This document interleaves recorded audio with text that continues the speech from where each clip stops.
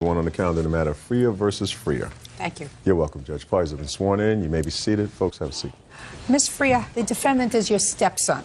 Yes. How long were you married to his father? 20 years. Did he live with you during any of that period of time? Not until recently. He lived with his mother. We saw him until he was 5 years old, and then she basically stole him. And we didn't see him again until he was 18. Well, your lawsuit says that there came a time when your stepson rented a house from you and your husband. It was a house that you and your husband owned. It was a rental property. Yes. And he was supposed to pay rent. He did for a while, then he sort of fell off with the rent. He also was using a car that belonged to who, you or your husband? Myself. And your husband, unfortunately, passed away this past summer. And when you went to the rental property, found that he had moved out, and the place was totally trashed. Yes, it was. And the car was likewise totally trashed. Yes, ma'am. And you want him to pay for that. He should. And his defense seems to be that if he had a debt to take care of the house, not the rent, just the condition of the house and the car, the debt was with his father, not with you. And when his father passed away, the debt vanished. Is that your defense, sir? Yes. You don't really believe that, do you? Yeah. I have a couple of questions for you. Okay. I'm not going to say anything funny. I guarantee you that by the time you're finished here, you will not be laughing. How old are you? 26. How do you support yourself? I work. Doing what? I install glass in buildings. When did you move into this rental property? A couple of years ago. Tell me when. Don't be smart and don't be smug. Are you a drug addict or an alcoholic? I was. When? Back when I was living there. Really? Both drugs and alcohol? Yes. See, I was being sort of facetious because I was going to say you had to be on drugs or alcohol or else you would know how many years ago you moved into this house. So you were an alcohol abuser and a drug abuser. Yes. While you were living in the house? Yes. Are you still abusing drugs and alcohol? No. Did you go into rehab? No. You mean you just stopped? Yeah. You want to tell me how you did that and when? Back in February of this year, I was stabbed and By a stranger? kind of. I really didn't know him. I was just partying with him. So you were in the hospital for a while? Yeah, well, just like one night. It wasn't really that bad. It was stabbed in the back. It just like punctured my lung, just a little. And? And after that, my dad had a stroke and stuff, so I just kind of figured I need to start changing my life. Well, that's a very good thing that you figured you had what we call in the trade an epiphany, a life-altering experience, a wake-up call, right? Yeah, you could say that. Don't be smart with me. I don't think you're cute. Now, if you have what we call an epiphany, a mind and a life-altering experience, that usually says you want to start doing the right thing. Is that right? Yeah. Try yes. Yes. And when you were living in this rental property, you stopped paying rent because you were putting up your nose or in your veins or whatever you were earning. So you stopped paying rent, correct? Correct. And you stopped paying for the care of this car, correct? Correct. Then you had this experience. Don't you think that you should go back to your old life and say, I have to make certain amends for things that I did, like trashing this house? No. Why not? My dad never really had a problem with it. I mean, they knew I was partying there. They knew I was drinking. They knew I was partying. They knew I had friends coming over. Can I see pictures of the house, please? Yes, Your Honor.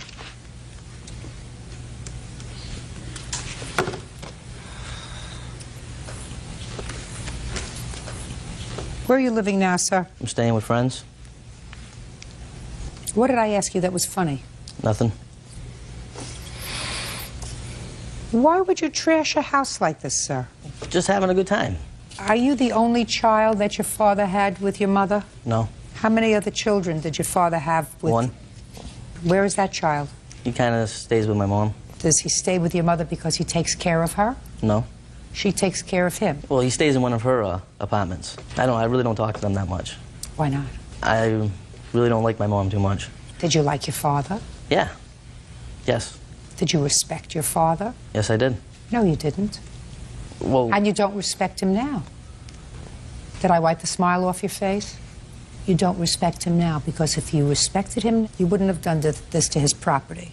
And if the excuse was that you were using drugs and alcohol and therefore you were not in control of yourself, that's not an excuse. That's a reason that you would allow you and your friends to do this to his property. But now you've sobered up. So I don't think that you respect your father or his memory, sir. Yeah, but because if you did, and you would say, this property belonged to, at least in part, my father, and I'm disrespecting his memory by leaving it like a pig pen.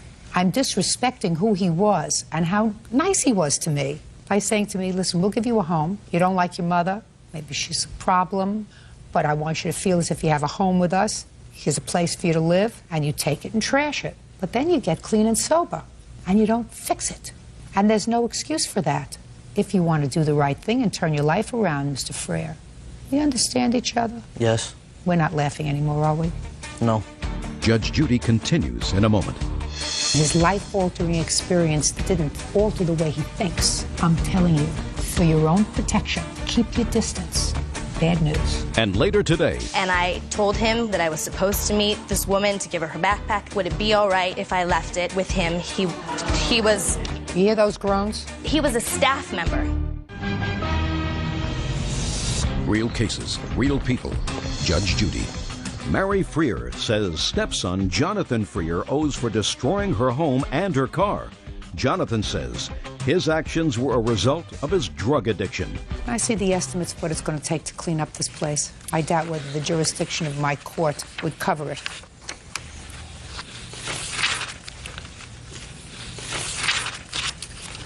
It doesn't.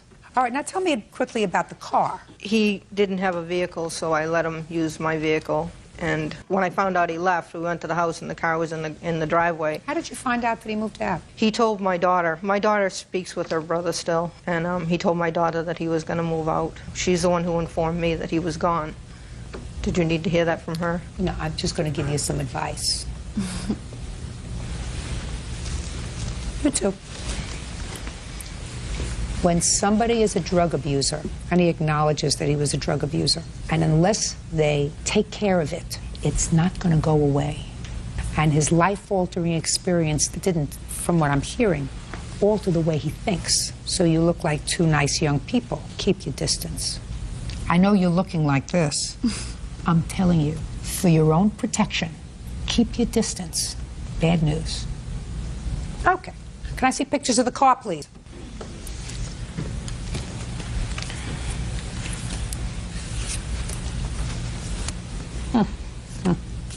Your Honor, he came to us with some serious problems, and it took us a while, and it appeared that he had straightened his life out. He really was doing great. He had a great job, made good money, and that was why he rented the apartment, why we let him move in, because we figured that it was his family. He was going to take care of it just like we would have. And he did. For over a year, he did. And then I don't know if it was his father getting sick or what happened to him, but it all just hit the wall, and he reverted right back to what he knew.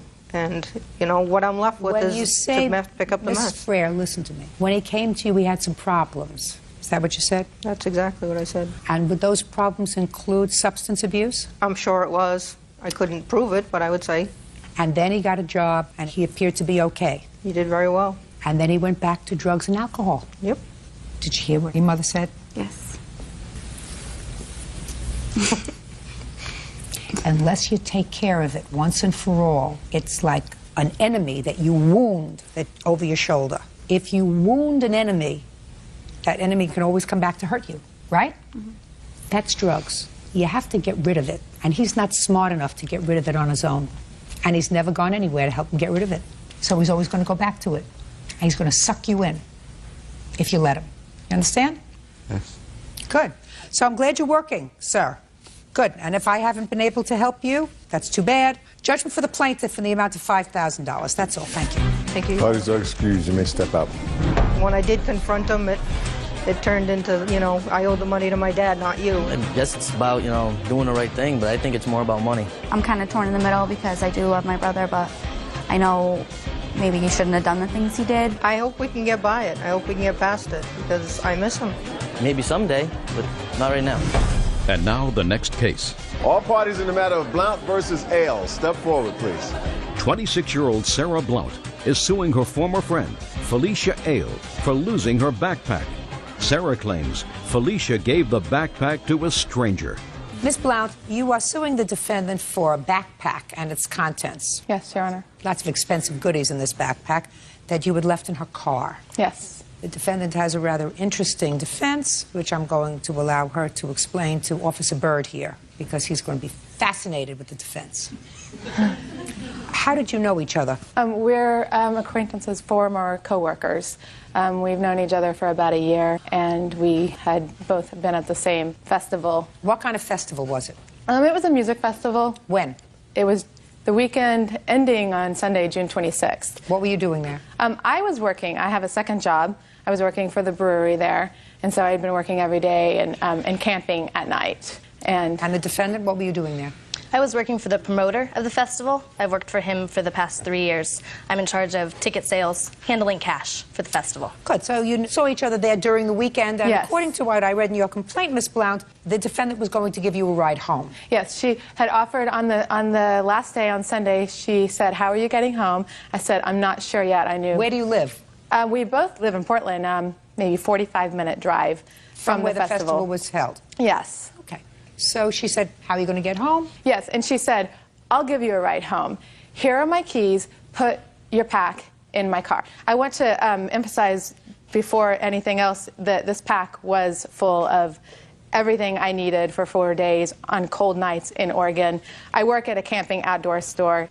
It wasn't cheap, shoddy merchandise. It was very nice. It was several of the items were brand new. Okay. A little while later, it started raining. Felicia approached me, said, "You know what? I'm going to go home a little early. I can't give you a ride home." So I said, "Well, let me go get my pack out of your car now." She goes, "Oh, don't worry about it. At 5:30, we will meet." We made plans to meet on the road where the road forks on her way out en route to the exit. And what time were you going to leave? I was working that evening, so I wasn't leaving until later in the evening. Okay, you were going to leave at 5:30. I had approached Sarah in the beer garden where she was working and said that it was raining and I wasn't going to stay until the festival was over. So you were leaving early. You were so I was going to leave early. So I asked her what would be a good time to meet.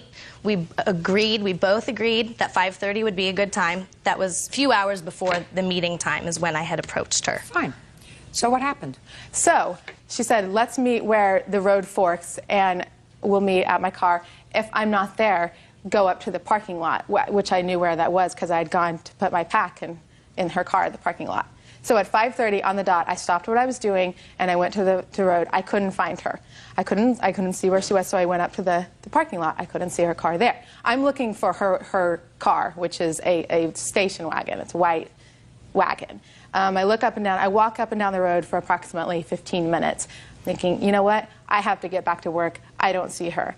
So I go back to work. I had no cell phone at the time because it was in the pack, and nobody's cell phone had any reception at the point, so I couldn't get a hold of her immediately. So I waited until I'd got another ride later that evening, and I called her, I think, 2 times, and didn't hear any response until the following morning. Okay. What happened, Ms. Hale? I went to my car.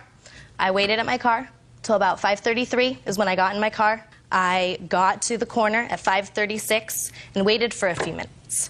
And I didn't see Sarah. So when I had gone to speak with her earlier at the beer garden, she had expressed to me that she needed her pack. So I didn't want to leave the festival with her backpack, knowing that she needed it. The place where I was a one-way out road, and I was blocking the exit to leave the festival. So I couldn't wait there. There happened to be a gentleman sitting in a chair who was a staff member. He had a staff shirt on, sitting in his chair, and I told him what was going on, that I was supposed to meet this woman to give her backpack there. She wasn't there. Would it be all right if I left it with him? He was... You hear those groans? He was a staff member. He was a staff member. He was going to be there for the next hour and a half. She wasn't there. And she'd told me she needed her bag. I had no way of getting a hold of her, so I figured the best thing to do is to leave it in the exact spot where we're supposed to meet. It's a visible spot, and he was going to be there for the next hour and a half. I told him her name, who she worked for, and he said, "Does she know to meet you here?" And I said, "Yes," but it's 5:36, and it's, you know, by this point I had been there a couple of minutes. There were cars behind me trying to leave, and I had to go. Got it? Yeah. All right, can I say, I had no idea I was looking for a man, a stranger. Just a second. The law is pretty clear. You do not owe her extraordinary care in taking care of this backpack, which you gratuitously said you can put in my car. You owe her what I perceive to be ordinary care. The question is, did you exercise ordinary care in first waiting according to you, giving you every possible benefit of the doubt, 6 minutes beyond the 5:30, 6 minutes, not a half hour, not 40 minutes, not an hour, 6 minutes beyond which you claim she was late. That's giving you every benefit of the doubt. Let's say your watch might have been off a minute or two. Okay. Okay? Did you exercise ordinary care in turning this backpack over to someone that, despite the fact that you say he was a staff member because he had a shirt on, you didn't know? He didn't know her. He didn't know what she looked like. She didn't know him. You didn't get a telephone number. You didn't ask him for any identification. You could have said, listen, I want to give this to you, but do you have your ID on it so I can take down your name and your phone number in case you don't hook up with us so that she can get in touch with you? Nothing. You take the backpack and you say, here, take it, give it to her. She's supposed to be at 5:30. She's not here at 5:30. It's no longer my responsibility. The law doesn't give you that right, Ms. Ale. The law says you have to exercise ordinary care.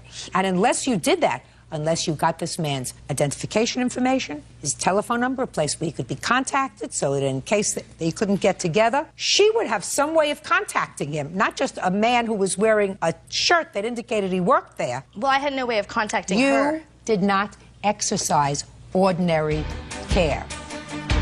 You added up the things in the backpack? Yes. What did it come to? $978. Can I see the bills, please? Okay, I have receipts from my place of employment where Can I I bought see them. it, please?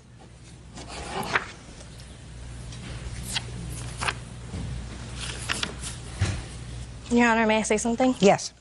The previous place where we both worked, we had special deals that we were able to purchase from there. We sold a lot of high-end camping items. We also returned a lot of them as well, and were able to resell those items. Employees were able to go to those sales for employees only the night before they were open to the public and purchase those items for extremely discountable prices. I have Well, claimed nothing just a sec. from those purchases. So all that I want to say is that I don't know what was in the backpack. The backpack was put in my car. I took the backpack out of my car, but we were able to purchase items for an extremely discounted And that's rate. irrelevant in this case because... Well, just a second. Okay. It's not irrelevant if that's not what you paid for them. Exactly. Okay, and what you're testifying to under oath is that you paid $978 for these items. Is that what you're telling me? Yes, and I have receipts for the biggest ticket items.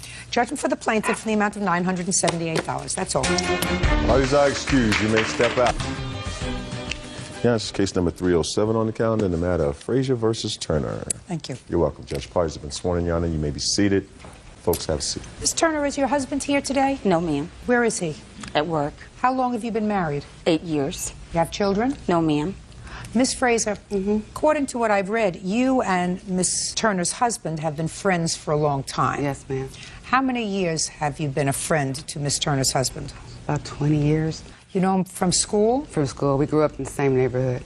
And according to you, Miss Turner is not happy that you have a nice, close friendship with her husband, and she reacted to that, according to you, by harassing you and vandalizing your car. Yes. Miss Turner says nothing could be farther from the truth, that you have actually been harassing her and she would never do anything to vandalize your car.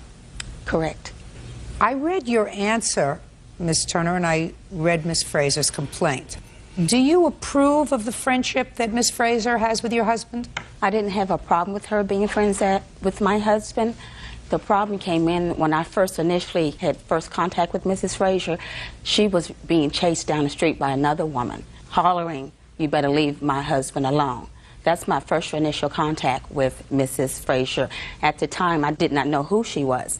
And me and my husband was sitting on the porch that day, and he looked and said, "That's my friend Kathy." He went over to offer his help, and at that time, she came back over to the porch, sat down to get herself together. After that, that's how I initially met her to let me know. How long ago? That was 6 years ago, ma'am. I'm going to ask you again. Yes. Do you have a problem with your husband and Miss Frazier's relationship? At this time, yes. And when did you develop a sense that this was not the kind of relationship that was good for your marriage? To me, friends is a title, and a friend shouldn't come over every other day, shouldn't call every other day. And also, on several occasions, I came home and she was in my house. I don't think that's appropriate for a male and a female, especially a married man, to be in a house with a woman. That's her. Did you discuss that with your husband? Yes, I did. You told your husband that you didn't want? I think that she comes over too much, and I don't think that's appropriate for her to be in my house when I'm not there. And what did your husband tell you? He's saying that they weren't doing anything, but she's there. But I said, that's how things can happen. So your husband defended his friendship with Miss Frazier? He made a statement that they are friends. He defended the friendship. He said, you know, you're reacting. She's a friend. Yes. Did that stop her from coming over? No, ma'am. She came over while you were working? Yes, ma'am. Were you invited over to the house, Miss Frazier? Yes, Your Honor. By Miss Turner's husband? By her husband, yes. Has he ever come to your house? Oh, yes, most definitely. Does he come to your house as frequently as you go to his house? Yes. So, now I'd like you to tell me, did you witness her vandalizing your car? Yes, I did. Anybody else witness her vandalizing your car? Yes. Who? My witness here, Cletus Brown. Step up, Mr. Brown. How do you know Miss Frazier? I really don't know Miss Frazier. I had, on Wednesdays, I usually pick up a friend of mine, and we usually always go get groceries at the church on Wednesday. So as we was coming back, this lady here, she was in the parking lot. I mean, she was just hysterical. Had you ever seen her before? No, never. What parking lot was she in? At the apartment complex. Is that where you live? No, ma'am. Who lives there? I don't know. A friend of mine does. The person that I picked up on Wednesday to pick up groceries. Okay. So you saw her sitting in her car? No. When I put up in the driveway, she was out of the car. She was cussing, calling this lady here, "Oh, I'm gonna kick your." I don't know if it looked like a flashlight to me. She was beating the trunk as me and my friend proceeded on. Beating the trunk of what? Miss Frazier's car. And you didn't know Miss Frazier at the time? No, no, I did not. And you didn't know Miss Turner at the time? No. So what did you do when you saw Miss Turner beating the trunk of the car with what looked like a flashlight? Me and my friend, we proceeded on into the apartment complex because he stays right there on the first floor. And this lady right here, she was still outside cussing and calling this lady names. And so she had proceeded on into the apartment complex. She didn't know which apartment complex Miss Frazier here was in. So she had knocked on some tenants' doors. Who knocked on the doors? The defendant here. I guess she was trying to find out which apartment Miss Frazier was in. So Miss Frazier was saying at that time she really didn't want to cause a problem. She told me she was going to handle this the right way. So Miss Frazier here was calling the police, and she continued on out the door. Where was Miss Frazier physically when she was calling the police? Inside? She was standing right there in the apartment unit with everyone, because everybody was really kind of traumatized. I'm asking you, when she was called, where were you when you were calling the police? Inside our friend's apartment. Whose friend? In the window. Whose the friend's name is Bobby. Is that the person you go to the church with? Right, exactly. But you had never met her before that day? No, right. never. I just met him that day. So you went into Bobby's apartment? I went to visit Bobby on this particular day. And when I was there visiting Bobby, he introduced me to Cletus. This is my friend Cletus. We go to the store together. And we all decided we was going to play some cards. So Bobby said, man, let's go to the store first, you know. So they went to the store. I sat there, waited on them to come back. When they came back, that's when Janice had pulled up. Her van was parked on the street. My car was parked in the building parking lot. She walked up to my car, beat it on my trunk with this flashlight. She's still ranting and raving, calling me, I'm gonna f you up, blah, blah, blah, blah, this, that, and the other. Then she leaves, and she goes back to her car. She gets a flathead screwdriver. She comes back, and she starts scraping up all on the back of my car. Your Honor, this incident has been going on with Janice. Wherever I go, she sees my car. She gets out. She rips and ramps. She calls. She threatens. She's going to do this. She's going to do that. You know, Frazier, listen to me. I'm sorry. You have pictures of the car? Yes, I do. I'd like to see the pictures of the car. I'm going to have a heart-to-heart with you, Miss Frazier. Yes. Then I'm going to have a heart-to-heart with Miss Turner. Okay. You know this friend of yours that's been your friend for 20 years? Yes. Get rid of him. Most definitely. I already know that. Listen to me. Yes, ma'am. Get rid of him. It's not worth it. You want to know why you're supposed to get rid of him? Because he's enjoying watching you two women make fools of yourself. Exactly. Judge Judy continues in a moment. What do you need him for? You think he's making your life pleasant? According to the answer that I received here, he has not made your life pleasant. And later today, her girlfriend was egging her on. Don't tell me she was egging her on. What? Do it. You're not going to do it. Do it. You're not going to do it. I know you're not going to do it. And they were both laughing. real cases, real people. Judge Judy. Kathleen Frazier says her car was vandalized by Janice Turner. Janice says Kathleen won't keep away from her husband. Miss Turner, whether you like to acknowledge it or not, Your husband is enjoying watching That's right. two women clawing at each other, fighting over him. Exactly. That's their mentality. Thank you. Thank you. You may not believe that, but I want you to think about something you told me before. You said to me, I told him that you don't think it's appropriate for her to be at your house when you're working. He's your husband. He's supposed to care about your feelings, whether you're right or wrong. And this friendship that he has with this lady certainly isn't important as your marriage, right? Yes, ma'am. Clearly, it hasn't stopped him. Yes, ma'am. So he's sitting back and he's enjoying watching you two ladies make fools out of yourself. What does he do for a living? It's a painter. And what do you do? I'm a secretary. You've been working for the same company for a while? 15 years. You look like a terrific lady. Thank you. What do you need him for? You think he's making your life pleasant? According to the answer that I receive here, he has not made your life pleasant in the last few years with his relationship with Miss Frazier. You did the wrong thing, by the way. I mean, he's married. I know. He's married. It's nice to have a male friend. But if it gets in the way of his marriage and it gets in the way of your peace, you say to him, listen, stay with your wife. Leave me alone. I'll find another friend. Cletus looks like a lovely man. Find Cletus. Are you married, Cletus? No, ma'am. Perfect.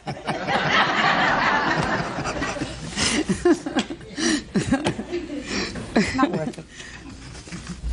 You want to say anything to me? I want to say that on the date of April the 6th that she's claiming, I was working at the time she said, approximately at 1:30. She didn't say any time. Ma'am, I'm just going on her statement. I'm just telling you, Cletus wasn't lying. Okay. You can't get that kind of frustrated, Miss Turner. Anything else you want to tell me? No, ma'am. Can I see the estimate of the damage, please? Are you friends of hers? Yes, ma'am. Been friends for a long time? Yes. You know the husband? Yes, I do. Your Honor, I also know how Miss Frazier I work with Miss Turner at the school, and she has harassed our office staff. I have all of that information. I believe it's true. Okay. You following what I'm saying about this husband? I follow you. He's enjoying watching these two women fight over him. Makes him feel good. You know? Makes him feel like Brad Pitt. For real. It's not worth it. I'm sorry. Judgment for the plaintiff in the amount of $1,151. Thank you. Parties are excused. You may step out. I don't think that's appropriate for a man or a woman to be alone, especially a married man in a house with a woman. Her husband was like, she can't tell me what to do, and we've been friends for long, and I'm not going to let her and nobody else ruin our friendship. It was just unfortunate, but I said, I told her I'd stick with it through the end, Misery loves company. She's a lonely woman. And like Judge Judy told her, he's single. Go maybe see if he could talk to her. It's just one of those things. Live and you learn. You look for trouble, trouble will find you. And now the next case. All parties in the matter of Taub versus Gilmer. Step forward, please. 27-year-old Carly Taub and her parents, Harris and Judy Taub, are suing their neighbors, 13-year-old Kimberly Gilmer and her mother, Martha, for car repair bills. Mr. and Mrs. Taub, and I assume this is your daughter. Right. Who, according to your complaint, is entering law school. I just finished law school, actually. Or just took the finished bar. law school. Yeah. Good. Congratulations. Thank you. Good luck. According to your complaint, you purchased this car for her. You a neighbor of the defendants? Do you live across the street from each other, or was she just visiting a neighbor? I was visiting. She was visiting a neighbor of yours, and her daughter got into her car and either backed or moved forward, and her car hit your car, causing some damage. Do you have pictures of the damage? We do. I'd like to see it, please. Where did you go to law school, Miss Taub? Golden Gate University in San Francisco. Mm-hmm.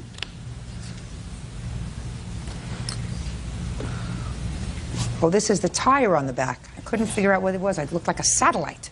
It's a Honda 2001 SUV with a spare tire that's on the back of the tail. Now I got it.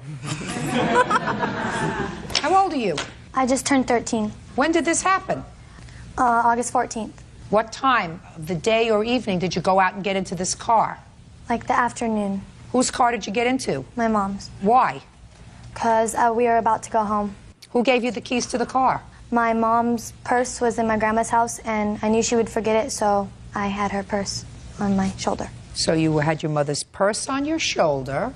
You took the keys? Yes. Why did you start the car? Because it was a really hot day and I wanted to turn the air conditioning on so it would get cool in the car when we were driving. But you hit their car. How did that happen? Because I didn't know the car was in gear and I didn't know it would move, and when I put the keys in the ignition and turned it, it jumped forward because the car was in, or lunged forward because the car was in gear. Tell me your first name. Kimberly. Have you ever put the key in the car before? Kimberly? Have you Yeah. ever... Where were you when you put the key in the car before? The key in my mom's car or someone else's car? In your mom. Let's try your mom's car. At our house, just putting them in. For what reason? I don't know. Just because. Where did you get the keys from when you just because put it in the ignition? From in her car, because she always puts her purse in the car. Has your mother ever said to you, don't take the keys out of my car and don't start the car? Yes. Hmm? Yes. So why do you do it? Because I didn't listen to her. Right. So now, Kimberly, your mom gave you her pocketbook or you took it? I took it. And did you tell her you were going outside to wait for her? Well, we all went outside. Me and my older sister, her boyfriend, and my mom. So your mother saw that you had her pocketbook? I don't know if she saw I had it, but...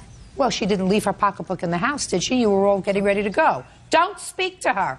So, Kimberly, these people are in their house not doing anything. Their car is sitting on the street in a legally parked space, and you get in the car, and you start the car, and you lunge forward, and you damage their car. Who do you think is responsible? Me. Great! But... Just a second. Great!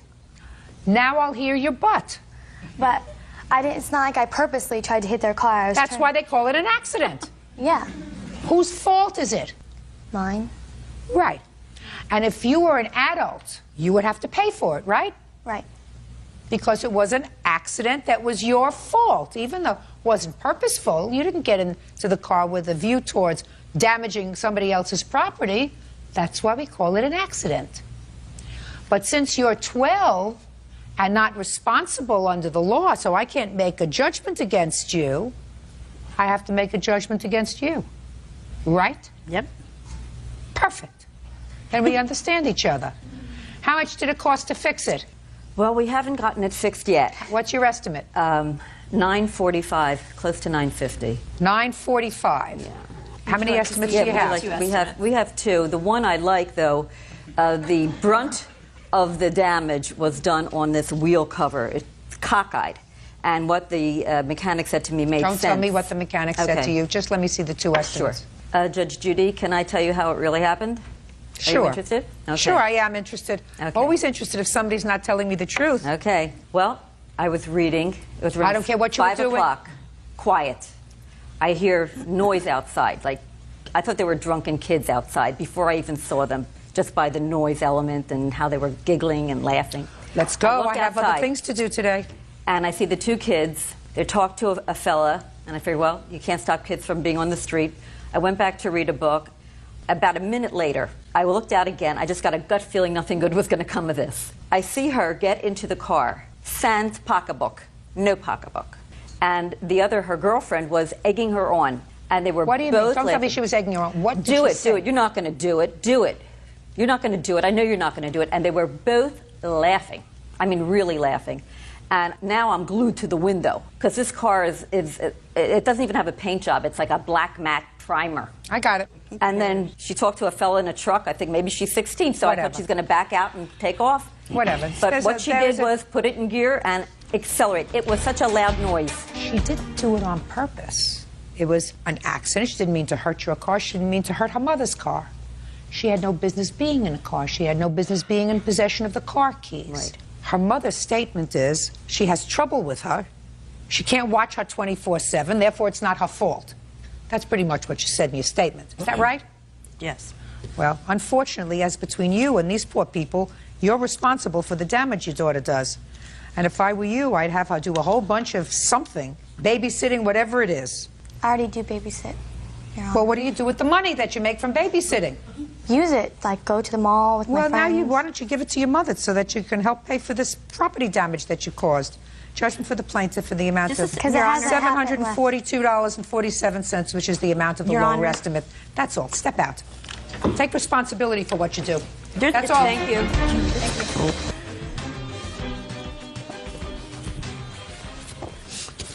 Yeah, this is case number 338 on the calendar in the matter of Calderon versus Calderon. Thank you. You're welcome, Judge. Parties have been sworn in. You may be seated. Folks, have a seat, please. Mr. Calderon, this is your former wife, according to your complaint. Subsequent to your divorce, when all matters of finances had been resolved, your wife used a credit card that was in your name without your authorization, and it was a gas credit card, and according to you, in a very short period of time, a few days, she ran up a bill of well over $500. You want to be compensated for that. Ms. Calderon states in her answer that she believed that you left this card open for her because you were being a nice guy and you knew that she was struggling financially. Of course, you say that when you confronted her with it, her reaction was somewhat different. Can I see a copy of your judgment of divorce, please? Yes. You were married for 25 years? That's correct, Your Honor. Is that right? And you have kids? Yes. How many children? 2. Grown? Yes.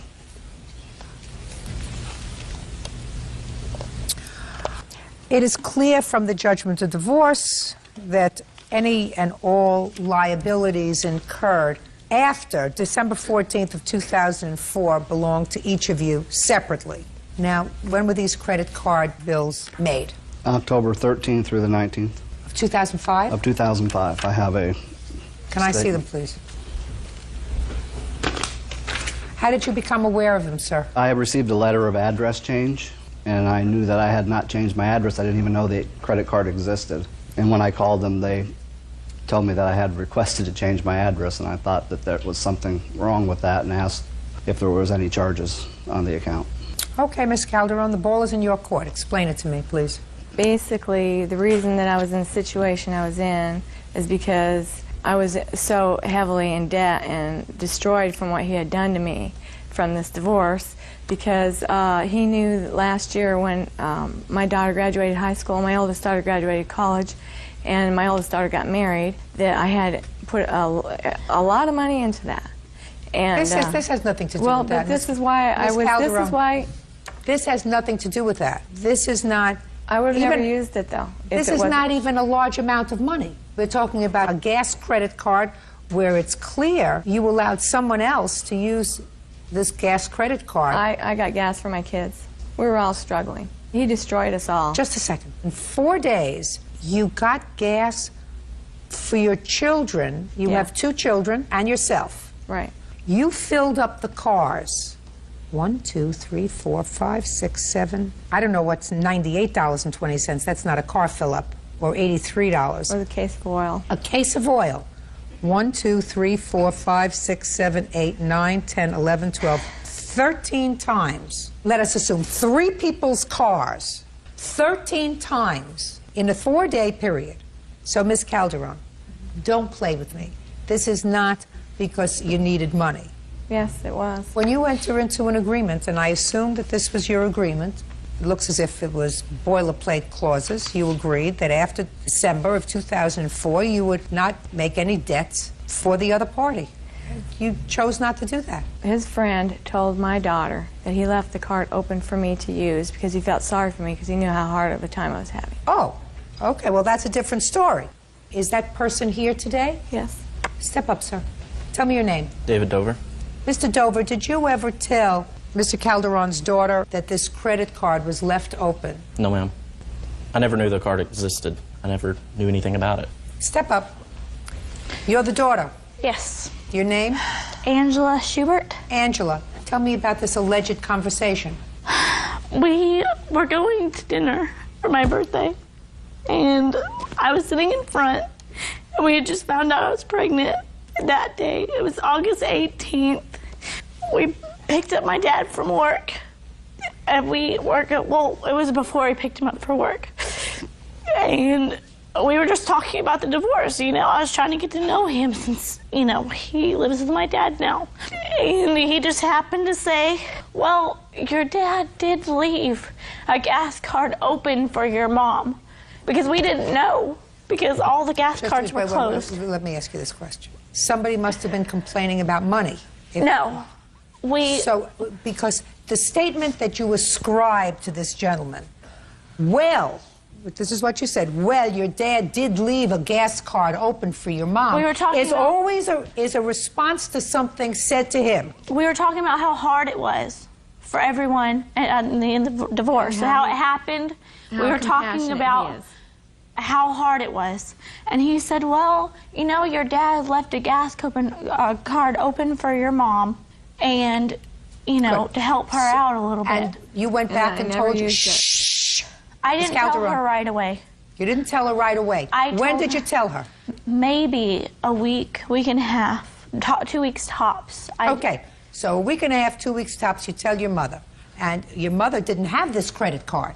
Yes, I do. Just a second. You didn't have it. According to you, you found it. Listen to me. You found it. When did you find it? I wasn't trying to use any of the credit cards. When did you find it? When she told me he left it open for me and we were having such a hard time. Well, did you call him and say... I can't. We don't communicate. What do you mean? You don't have a telephone? He communicates through the kids. Before I would extend his credit based upon hearsay, I would have picked up a telephone or sent him a note. Is it true that I can use this credit card? I certainly would have at least, if I believed that it was true that he held open this credit card, Miss Calderon, I would have tried it for 1 month. He would have gotten the bill and he would have said, well, I have a $40 bill for gas. I wonder what this is from. But you didn't do that. You charged $500 worth of gas in 4 days. And then, according to your former husband, when he confronted you, because you did call her. I actually contacted her via email. I don't call her. I had to change my number so many times. Fine, so you didn't?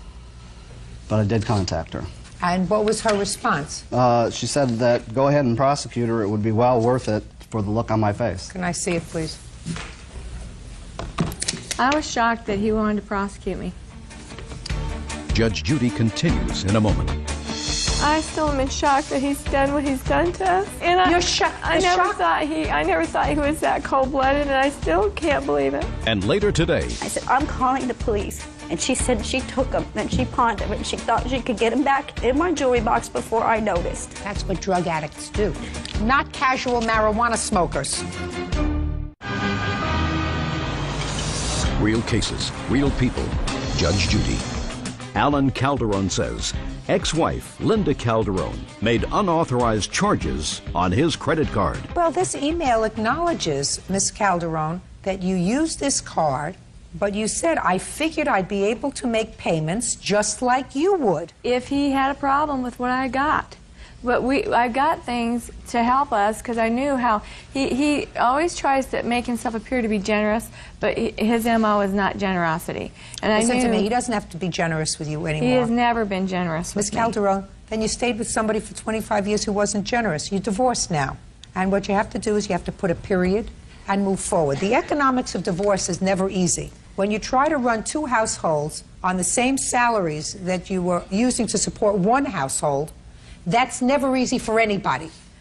But what you cannot do is, you cannot say, I have a contract, and I'm not satisfied with the terms of the contract, so I can, because of necessity, because I was married to him for 25 years, because we have children together, they have needs, they whatever, I'm going to extend his credit.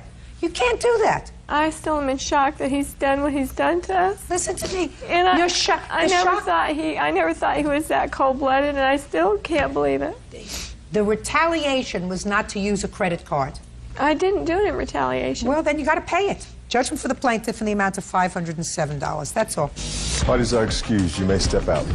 I was married to a snake, and I had no idea I was. My ex-wife has been harassing me, and this is just another form of harassment. It's all because of self-indulgence and selfishness that someone would do this to their family in the first place. She actually moved out on me, but if you hear her talk, you'd think that, I left her. I don't know who he is, and I thought that, he really was trying to be generous and help us. And now the next case. All parties in the matter of Schoonmaker versus Huddleston. Step forward. Susan Jane Schoonmaker is suing her daughter, 20-year-old Heather Huddleston, for stealing and pawning her wedding rings.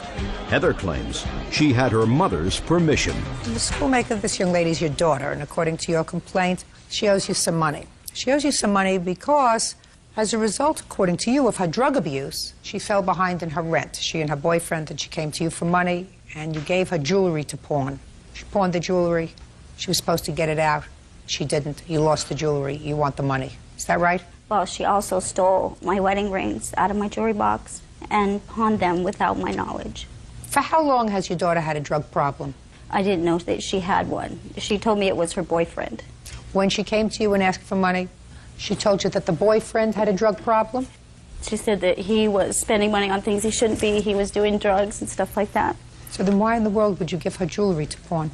I gave it to her so she would have a place to live. I didn't want her. Why couldn't she come home? I have other children that I don't want exposed to the lifestyle that she was doing. Well, just a second. I thought you said there was nothing wrong with her lifestyle. It was the boyfriend.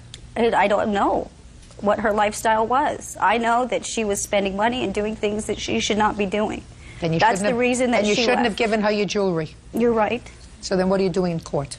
I'm doing it in court because she stole rings from my jewelry box that I had no knowledge of. I want you to forget about the pawn jewelry. Right. And I think that you knew what her lifestyle was, and that if you gave her jewelry to pawn, there was no legitimate expectation of you getting this money back, because drug abusers don't return money. Drug abusers put money in their arms or up their noses. Right, Miss Huddleston? Yes, ma'am. Your mother says that after she gave you this jewelry to pawn, which you did, you stole some property from her. Did you? That's not true. Well, tell me about these wedding rings that she said that you took. The wedding rings she never wore, and I came upon a time when I needed money for rent, and she told me to go ahead and take the jewelry out of her jewelry box, the wedding rings, to pawn them so I could pay rent, because she never wore them. She hasn't worn them in 5 years. That's not true. What other jewelry did she give you? Previously, she had given me a bag of gold necklaces and a ring that my grandmother had given her. She offered it. I never asked her for money. I told her that I was having problems, and she offered it to me. That's not true. What kind of drugs were you or are you involved with? I was smoking marijuana, and she knew. And the boyfriend? Anything and everything. But not you? The only thing I ever did was marijuana. Susan Jane Schoonmaker says her daughter, Heather Huddleston, stole her wedding rings and pawned them. Still with the boyfriend? Nope. Who do you live with now? I live with friends in Arizona. Do you work? Not yet. I'm a student. You're a student where? At massage therapy school. Who pays for it? I got a grant. Who pays for your living expenses? I do. From what? I have money. From what? Doing various jobs. I clean houses and babysit. Oh, what a bunch of baloney. What a bunch of baloney. It's true. My dear Miss Huddleston, you wouldn't know the truth if it came up and cracked you in the face. The wedding rings, when did you find out that they were missing? When I always go into my jewelry box because I keep my earrings and everything in there. I wasn't wearing the rings because one of the diamonds was loose. Don't tell me what you weren't wearing them. You weren't wearing them. I wasn't wearing them, and they were gone. I called her at school. She was going to massage therapy school at the time when this happened, and I said, my wedding rings are gone. Do you know where they are? Have you done? She goes, no, I don't know, but when I come home, I will help you find them. And she came home, and I sat her down, and I said, I'm calling the police. And once the police are involved, if you're involved, you're going to jail because I can't stop it. And she said she took them, and she pawned them, and she thought she could get them back in my jewelry box before I noticed. That's what drug addicts do. I know. Not casual marijuana smokers. How much were the wedding rings pawned for? $150. Did you go to the pawn shop to try to get them back? I didn't know what pawn shop it was, and her boyfriend called me and told me after she left him, for no reason, he didn't even know that she had left him, that he went down to the pawn shop because that's where he gave her the money to go down and pick them up and bring them to me. She told me she was on her way to my house to do laundry and bring me my rings and never showed up. And this is the first time I've seen her since then. The pawn shop had sold all the rings a while ago. You know who she's living with now? A guy that she met on the internet. One guy? Or One friend? guy with his old girlfriend and his baby. How old is she? She'll be 21 in December. I've tried to help her. I don't know how else to help her. And I feel like she needs to start paying for the things that she's doing. And I just thought here at least she would start seeing what her actions are going to start becoming. They're going to get worse. I don't want to have to pick her up in jail. You And know, I won't. Sometimes you have to hit rock bottom before you're ready to turn your life around. That's what I'm hoping. When did she leave home? She left home when she was 19. You go to live with this boyfriend? She knew him a week and left. Who else lives at home with you? My 17-year-old daughter, my 12-year-old daughter, and my 10-year-old son. You know what these rings were appraised for that you took? I went in and I got an estimate on what it would cost to replace all of the rings. Not all the rings. No, I know, but it has just them separated. My wedding ring and my engagement ring set is on here. $28.99 for the engagement ring and $880 for the wedding ring. Are you still married to the man who gave you the rings? Yes, I am. We've lived together for 16 years. He's not her father. He's not her father. But you'd never know the difference. Anything you want to say? She told me that those rings were remnants of an unhappy marriage and that she was happy to get rid of them. And that's why she let me pawn them. And I never said that. I just think it's really funny, you know, she was helping me out, and now because she's getting in trouble from my stepdad and my grandma, she's got to turn around and blame it on me, and I just don't think that's fair. What do you think is fair? I didn't do anything wrong. She gave it to me. You did do something wrong. You came to your mother and you said, I got a drug addict boyfriend, I'm behind in the rent, you were living a lifestyle that was inappropriate, and you came to your mother, who clearly is not a rich lady, because if she was a rich lady, she would have had the money to give you for the rent. She didn't, so all she had was this bag of jewelry, and you're a big girl. You chose to be a big girl. You chose to move out of your house and live on your own. I never asked her to help me. She offered to help. How would she know that you needed anything unless you came to her and said, I don't have rent? Listen to me. How would she know that you needed money unless you came to her and told her that you didn't have rent money? Because I came over one day and I was upset. And like any caring mother would, she asked what was wrong. At least I thought she was caring. Sorry. You got to do the right thing. You still have time. If you continue to make bad choices in your life, you know what's going to happen. You're going to end up being, instead of a 20-year-old bum, a 40-year-old bum. If you lie down with dirt, you get dirty. Did you ever hear that expression? Did everybody say anything like that to you? If you lie down in dirt, you're going to get dirty. And it sounds to me like you went from the frying pan into the fire. It's not too late. You're still a young girl. But you better start making right choices. Because if you don't make right choices, you're going to end up a 40-year-old dirty girl instead of a 20-year-old dirty girl. Judgment for the plaintiff in the amount of $2,500. That's all. Parties are excused. You may step out. Of Mystead Tucker versus Gocher. Parties have been sworn in, Judge. You may be seated. Sir, have a seat. Who's going to be speaking for the plaintiff's side? You are. What is your name, sir? Jason. Okay. Now, is your complaint that Mr. Gocher both damaged your car and assaulted you when you wouldn't move fast enough at a gas pump? Yes. The defendant says that you were the instigator of this unfortunate incident. Is that right, sir? Yes, Your Honor. No, all right. Who is this? This is my witness. Was he driving in the truck with you? He was driving the crew truck that we were trying to fuel up, yes. Was he driving in the truck that you were driving? Oh, no, ma'am. I'm sorry. It's a simple question. He was not. He was behind you. No, he was at a separate island. I had parked at another island. Who was behind the plaintiff's truck? The truck that my witness was driving. Perfect. Step up here. Tell me your name. David Wolford. What kind of vehicle did they have? I believe it was a Ford Ranger. You pulled up behind them? Yes, ma'am. In order to put gas in your... Truck, yes. What kind of truck was it? It's a big 1-ton. I was pulling a big trailer. Where were you going?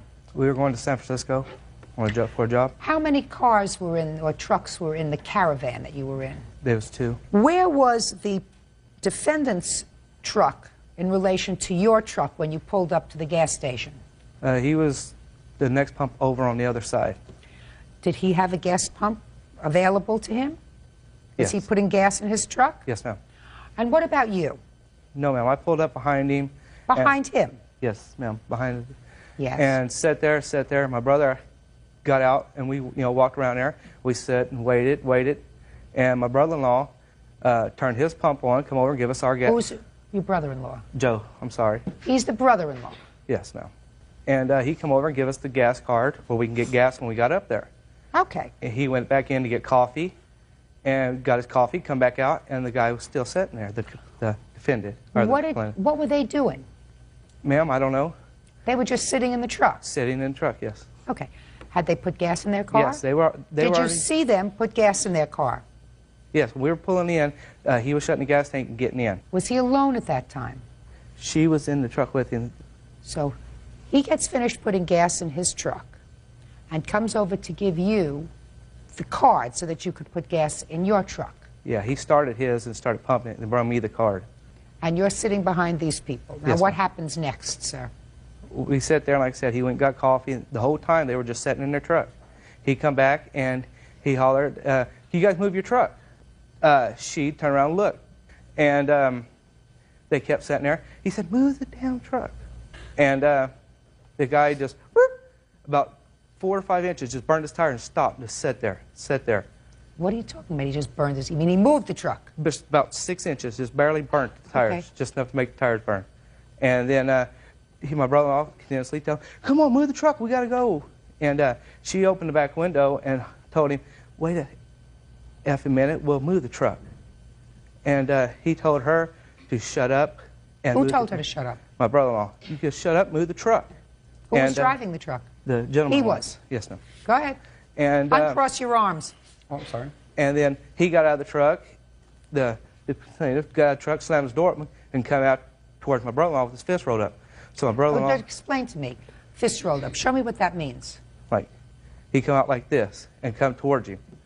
And my brother-in-law grabbed him by his shirt because, you know, it looked like to me he was wanting to fight. When he come out, it looked like he was going to hit him. So he grabbed him. They started rolling around on the truck. And my brother, that couldn't make it today, grabbed my brother-in-law, and I grabbed him. And I was holding him, and all the words stopped, and he relaxed. So I let him go. When I let him go, he took and swung and hit my brother-in-law in his glasses. His glasses cut his eye. So my other brother let him go because, you know, there wasn't no sense of holding him and letting him get, you know, beat up. So then they continued fighting. Anyway, they wrestled towards the truck, and they separated, and he told his wife or girlfriend, I'm not sure what she is, and told her, come on, get in the truck, let's go. So she got in, he took off, burning the tires out of there. Now let me hear your version, sir. Okay, I was getting gas. Uncross your arms. I was pumping gas. When the truck pulled up behind me, just like they said, he pulled up at another gas pump. I don't believe he was getting gas. He walked over, started talking to the 2 guys behind me. When I was done getting gas, I got in my truck, I adjusted my seat, put my seatbelt on. Before I could drive away, he started punching the bed of my truck, yelling, let's go, let's go, let's go. It's not true, Your Honor. I object. I didn't ask you to say a word. She opened the back... Just a second. Did you understand what I Yes, said? ma'am. She opened the back window and said, stop hitting my truck. He said, I said, move this piece. I let that go. I started to drive away. My 6-month-old son, who was in the front seat, dropped his bottle. I stopped, picked it up, handed it to him. Before I could drive away again, he started hitting the truck again, and now he started yelling, ram him, ram him, ram him, push him out of the way. At this point, I wanted to get out of the truck to see how many dents he put in my truck, which he did. He put 3 in the bed. She told him, before I could get out, I said, stop hitting the truck, and if you give us a second, we're moving. That's when he said, shut your mouth, you crazy effing bee. Judge Judy continues in a moment. The next thing I know, I'm on all fours, blood pouring out of my face. I looked towards the truck, looking at his rearview mirror. Said, hey, move the truck. Your hot temper started the problem. My temper is going to finish it. Real cases, real people. Judge Judy.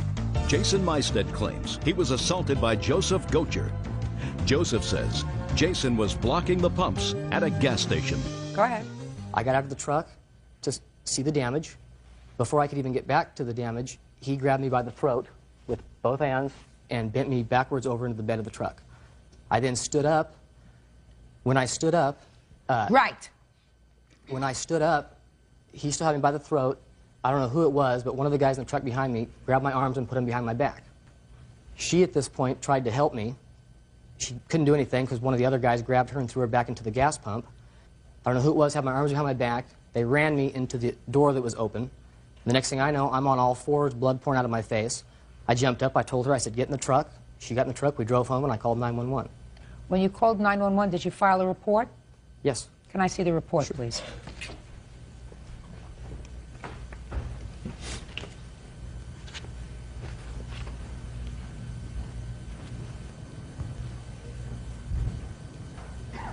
Did you know him from before? No. Says when his neighbor, later identified as Joseph Gocher, is he a neighbor of yours? He lives 4 houses down. So what do you mean you didn't know him before? I mean, I've seen him, but I didn't know him. I don't know who he is. 4 houses down from where you're currently living? Yes. Did you ever had any problem with him before? No. And you didn't know his name? No. Who's Robert? It's my brother. Hmm? Well, at least Robert's honest. Robert tried to restrain him because he knows he's got a bad temper. Is that right? Yes, ma'am. Right. Sit down. Now, Mr. Gocher, you want to tell me your version of these events? Yes, ma'am. Upon pulling into the gas station, I put my truck in one stall, started fueling it, and we used a company credit card. It was company vehicles. I then took the card over to Robert, gave it to him while we were waiting for Mr. Mystad to move. I went into the store, got coffee, came back out. They still hadn't pulled up, but his truck was running. I finished fueling mine, and then I asked Robert, which was one of the other crew members, I asked him what the problem was. And I walked over there to the front of our crew truck. He said, the guy won't move. He's still sitting there. So I looked towards the truck, looking at his rearview mirror, said, hey, move the truck. And Let me stop you there for a moment, sir. According to what you just told me, you started the gas pumping in your truck, is that right? And then you went in for coffee? Yes. Tell me about that. Tell me about going in for coffee. Well, I started the gas pump in my truck. Correct. I have a separate vehicle. I walked over, handed my brother-in-law the card.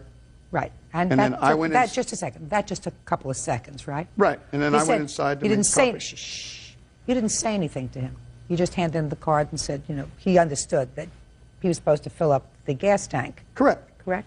And meanwhile, the gas is still pumping in your truck. Is that right? Correct. And then you went inside. Were there other people inside in the there was convenience a few, store? yes. How many? Oh, roughly 5. And so you went over to get coffee. Did you get a large coffee or a small coffee? I got a 20-ounce cup of coffee. You take your coffee black? No, cream and sugar. So after you filled in this 20-ounce cup, then you put in cream. How many? 2. And sugar? How many? It's in a big container for roughly 2-3 tablespoons or 2-3 teaspoons. And then you walked over to pay. Correct. Was there anyone before you when you paid? There was one person at the counter, yes. And so they had to pay for whatever they were getting. Is that right? They were in the process, yes. And did they get change? Yeah. And what about you? How much was your 20-ounce coffee? $1.06. Did you have exact change? I gave her $1 and a dime. And she had to make change? I leave it. I never even get it. I walk out after that. Okay. Now you're walking out and you've got this hot cup of coffee in your hand. Mm-hmm. Right? And then you walked over to your truck, I assume, to get rid of this hot cup of coffee. Actually, I set it on the toolbox because my truck had finished pumping. I set it on the toolbox. That's my point, sir. You put on the gas. You didn't stay with your truck. You walked inside, took care of your business. Anybody who pulled up behind you waiting for your truck to be finished would have to sit and wait for you to come out from getting your coffee with cream and sugar and paying the bill and waiting behind somebody else who was also getting their stuff. You didn't give a rat's behind about somebody waiting for you. You said, let him wait. You didn't even think about it. You No, went Your Honor. inside. Oh, sure, because No. you said my gas was already finished pumping. No, because I know how long it takes for me to walk in, Boom! get a cup, Boom! and my truck was totally empty, You know, so I know how long it takes I'm to 10 fill steps up. ahead of you, sir. Go ahead. I'm 10 steps ahead of you. Real cases, real people. Judge Judy. Jason Mystad claims he was assaulted by Joseph Gocher. Joseph says Jason was blocking the pumps at a gas station. So, you walked inside and you didn't care. You said, walk inside and get my coffee. You didn't finish putting the gas in the car, putting back the cover, moving your truck over to the side so that somebody else could come and get gas. You took care of your business. There was And nobody then you behind went, me waiting. Just a second. And then, well, that being the case, sir, you could have had him pull up behind you. It didn't bother you one bit that somebody may have been waiting an extra maybe 2 minutes, maybe 3 minutes, maybe 4 minutes, maybe 1 minute for you to come out with your coffee and move your truck. No, that didn't bother you at all. You If are somebody's some behind me- hothead. If somebody You was are behind me- some hothead. And Robert knows it, because Robert said to the police, I went over there because he's a hothead, and I wanted to make sure he didn't cause any trouble. That's what Robert said to the police. No, when I'm confrontated, yes, I do tend to go. Confrontated is not a word, sir. Well, not in the English language. Not in the English language. Confronted. You got a hot temper. What do you think he was doing in there? Do you think he was writing a song? What do you think he was doing in the truck? He's got his wife or girlfriend who's pregnant. He's got a baby, a 6-month-old baby in the car. What do you think he's doing? For you to get so excited. You want to be a human being? You walk over and you say, is there something wrong? Is there any reason you're not moving? You don't shout like you did and call her a name like you did. Because even he knows you did it. I admit to doing it. Well, then No you're problem. responsible. Then you're responsible for the damage to his car. But I didn't hit his truck. I never touched his truck. Listen to me, sir. His truck was damaged, according to the police, by him being thrown into the car. To the door. Right. You're responsible for that. You started the problem. I offered Your to pay for the door. your hot temper started the problem. My temper is going to finish it. Because there was no reason for you to put your hands on him to start this whole confrontation. You took your sweet time going into a convenience store, getting your coffee, and you didn't give a hoot about who was waiting behind you, about somebody else looking to pull their car up and get gas. When I get finished, I can just imagine your attitude if someone who was behind your truck saying, what do you mean you went in to get coffee and just left your truck here? What are you, crazy? You stupid SOB? You would explode. You would have a fit. If somebody was behind me, I'd just move the truck out of the way. How can you do that, sir? You're putting cream in your coffee. There was nobody, Can there I was see the nobody damage behind to your me. truck, please? Mr. Maistat, I'm not finished with you either. I want to tell you something. You didn't use your brains either, because you're dealing with someone who is not wrapped too tight, who's got a hot temper, who got your goat because he called your wife a name. You get out of your car or your truck, she's in the car, you got a baby in the car, and you start a confrontation with him. That's not swift, sir. That's not swift. You're dealing with somebody who has a bad temper. You're better off pulling away, going to the police, and saying, I believe someone just damaged my car. This is what their car looked like. Right? True. Right? That's what you do when you're dealing with somebody who's a lunatic. My only problem is, the only reason he wasn't arrested is because he had 2 witnesses who testified to some cock and bull story. You have pictures of yourself, sir? Yes. I'd like to see them.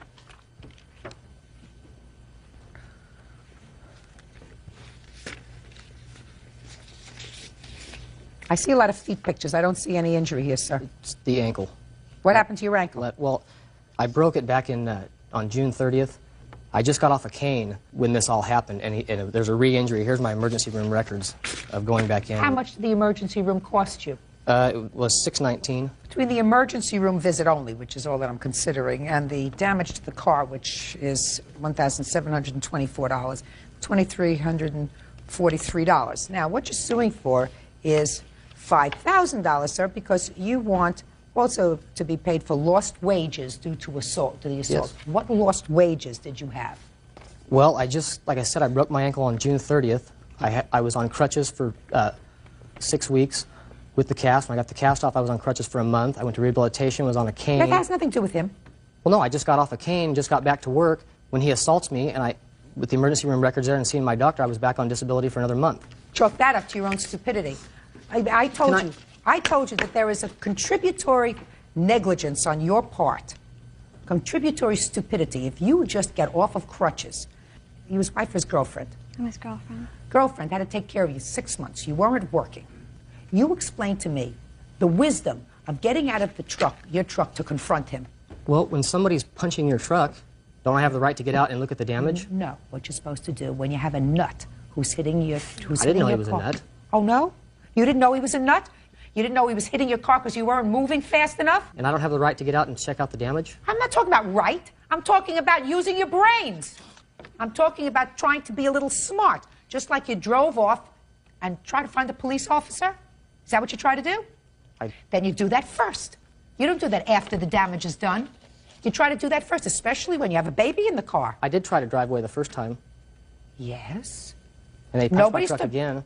So, even more so, the guy's a real nut. He hit my car a second time, and I'm driving away. How many babies do you have? This will be number 2. Grow up. Judgment for the plaintiff in the amount of both the damage and the emergency room treatment, which is $2,343. As far as your lost wages is concerned, chalk that up to the fact that you didn't use good judgment, because He is a hot-tempered idiot. Doesn't mean that you react when you have a baby in the car to somebody who's acting inappropriately and like they're not wrapped too tight. That's what you're supposed to do if you're a responsible parent. By the way, is there any reason why the two of you aren't married? We're engaged. Is there any reason why the two of you who are having a second child, why you're not married? What does that matter? I'm just curious. I said as a matter of curiosity. We're actually- matter of responsibility. We've been engaged and we plan on getting married, yes. Well, is there any reason, madam, why before you have your second child that you don't decide to make that Because I kind don't of a want to be commitment? pregnant walking down my aisle. I want to... Well, you had some time between the first and the second, didn't you? Case number 307 on the calendar in the matter of Sane versus Ross. Parties have been sworn in, Judge. You may be seated. Sir, have a seat. Miss Sane, it is your claim that the defendant assaulted you, scratched your face, causing you to bleed, scarring, etc. Yes, ma'am. When her car, which had been illegally parked in an area where you live, Yes, ma'am. when you requested that she move that car, Yes, ma'am. the defendant says that she was only there for a minute and that she was merely defending herself, but she has very long nails, which caused the scratching to your face. Is that right? That's correct. Now, on what date did this happen? April 2nd. Where? At my apartment where I live, out in the front parking area. Are there outdoor parking spaces? There is 6 spaces on each side. When she parked her car into the fire lane, there was empty spots that she could have parked in. Is that correct? No, that is not correct. It wasn't a fire lane, and my car was not illegally parked. I backed in to unload a vacuum cleaner. She illegally parked because she backed around No, Miss Ross. Listen to me. Your car was not parked in a legal spot. It wasn't illegally parked either. What does that mean, madam? You explain what that means to me. It was not parked in a fire lane. Where was it parked? It was parked in a regular parking space? No, it was parked in the middle of it. In the middle of the what? driveway. It was parked in the middle of the driveway. Oh, okay. So it's parked in the middle of a driveway. Exactly. She could have went around either way. Why didn't you park the car in an appropriate parking place? Because I was only in and out. I went there to drop off a vacuum. Just a minute. So you parked your car in an illegal place in a driveway. That's what you did. Now, you were where? You came home and found the car there, or your car was already there? I had went to my storage space, me and my witness and another friend. We had pulled my truck back to the very back of the apartments. I live in a 4-plex. And when I came out, the way I had went in, I couldn't go back out that way because there was vehicles filling my side and on the other duplex's side. So I was going to go around the very first car, go out through the front. But the lady that lives in apartment B, she always parks real far back, and her car was parked in the fire lane. I could not get through there. Okay. So you could not get through to pull out so that you could get into your parking space? Yes, ma'am. Because her car was blocking you? Yes, ma'am. So what did you do? I honked the horn. Like I said, we live in a small, it's just a 4-plex. I figured whoever owned it would come out. Nobody did. Now, when you went into your storage space, was her car there? No, ma'am. How long were you in the storage space? Probably about 30 minutes. And when you came out, her car was there, and you said you started honking the horn. What happened when you honked the horn? The children from the apartment next to me came up and asked me what my problem was, and I asked them if they knew who the car belonged to, and they said yes. Her name was Evelyn, and she was at their parents' house. And I asked them if they could go ask her to move it. Did they do that? Yes, ma'am. And they came back and said that she said she would move it when she got ready. Okay, and about how long were the children gone? Just a few minutes. A minute or two? No Yes, more than ma'am. that. And then what's the very next thing that happened? About that time, she came around the corner, and she started walking over to her car, and I told her she needed to move her car at that time. And she stated that What did you say to her? I told her that she needed to move her car. That's not what she said. No, I'm sure that's not what That she is said. not what What she did you said. say? That's the nicest version she could have put it in. I want to know what you said to her. I told her that she needed to move the car at that time, and she said she was not going to move the car. That's and what she said. And I said, yes. I don't want to hear you until I look at you and say to you, speak. Do you understand? Do you understand? Yeah, I hear you. No, that's not my question. My question is, do you understand? Not whether you hear. I was sure you heard me. Question is, do you understand what I Yeah, said? I understand. Good. Now. So I told her, yes, you will move the car. And then what happened? I went to the apartment right in where my truck was parked at, apartment B, and asked them if I could use the phone to call the police. Okay. And I called the police, and I told them that there was a lady parked in the fire lane. She wouldn't move the car. I had my back towards her, and just as I started to turn around... You were in somebody's apartment? Or? No, I was outside beside my truck, which was a good 25 feet away from her car. Okay, go ahead. I had my back towards Miss Ross, and I just started to turn around, and I seen her running at me from behind. And at that point, she stabbed me underneath my eye with her keys and began to scratch my face. Judge Judy continues in a moment.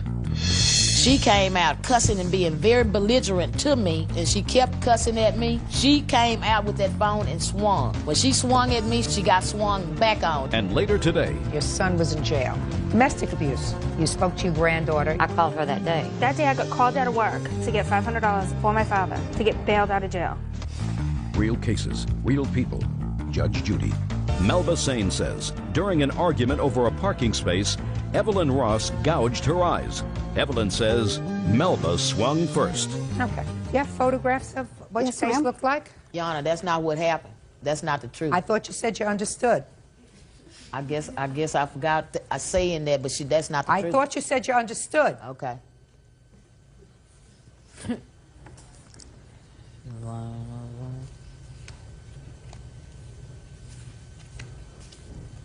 Okay. Now I'll hear you. Miss Sane started off by telling me to move my car, and she said it at least 5 times, and there is a police report from me to the Arlington police saying that. I told her she did not have to talk to me like that in order for me to move my car. On April 2nd, 2002, my daughter had a state track meet in which I was already running late to get to. She came out cussing and being very belligerent to me was the reason I got defensive. When she got those people's phone, she ran up to the car on the phone, shaking her finger at me. I'm moving my car, and she was still coming out. Just a second, Miss Ross. You just said that she came up shaking her finger at you, but you were already moving your car. Right. Right. So you were inside of your car. Right. But there came a time when you moved outside of your car, because I'm looking at these photographs of her face. So at some point, you got out of your car. When did you get out of your car? I got out of my car once it was out of the middle of the parking lot into a parking place. Okay, now just 1 second, so that let me understand this, Miss Ross. You were in your car, and she was being belligerent, and she was on the phone, and she was yelling and cursing at you. Right. So you get into your car, and you put it in reverse? Yes. And you move back. Into a parking spot. Just a second. You move back. Right. Into a parking space. Right. And then what do? I got out of my car. Now you're on your way, and you're running late to your daughter's track meet. You want to explain to me why you got out of your car? Because I left something inside of the house. Really? And what did you leave inside of the house? I'm not sure at this point what it was, but I got out of my car for a reason. Either my cigarettes or something, cigarettes, lighter, one of the two. Either your cigarettes or your lighter that were, I assume, more important than the track meet that your daughter was in. No, it wasn't running more late important. For. It wasn't more So important. what did you do when you got out of the car? I got out of the car and attempted to go back around to my friend's house, and she kept cussing at me. And when she came out with that phone and swung. When she swung at me, she got exactly those scratches. She got swung back on. She swung first, and Arlington Police Department have a report saying so. She swung first. That's the reason it wasn't a criminal case. I'll see the police report, please. See it. I'll see the police report.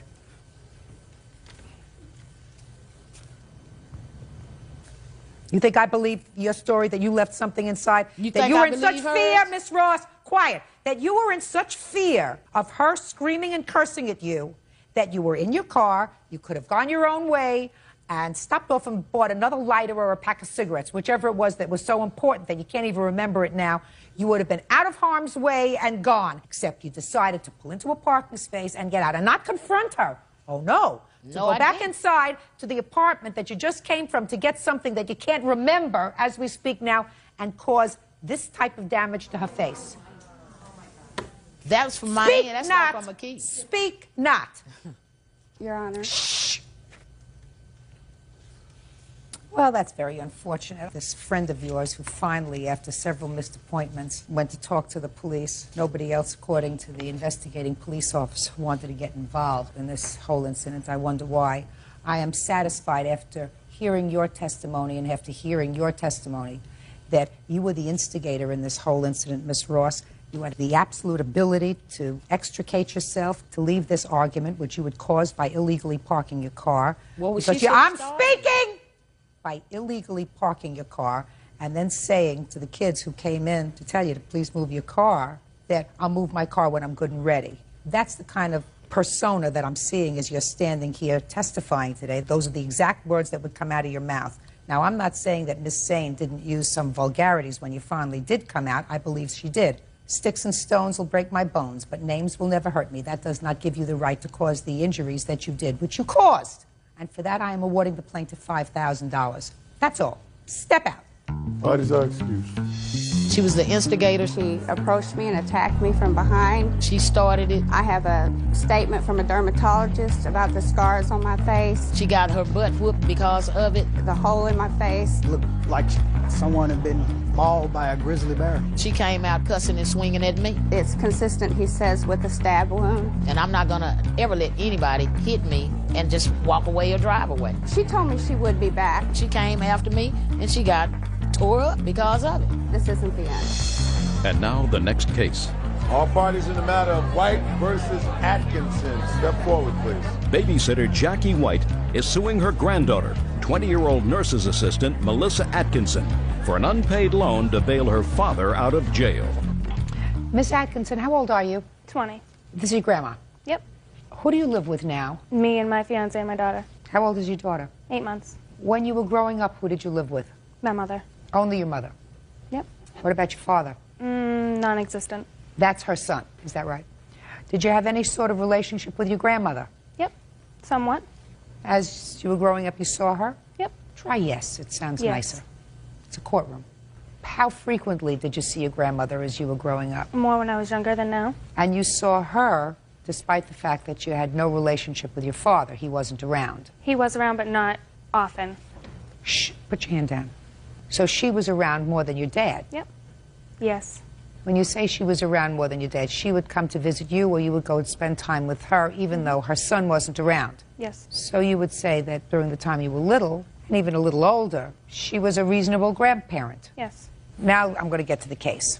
Ms. White, you're suing your granddaughter because you claim that there was a time, some time ago, recently, that your son was in jail, was incarcerated, and needed bail money. He called you. You had most of the bail money that he needed. Whatever you had was about $470. $400 for bail and $70 for some fee.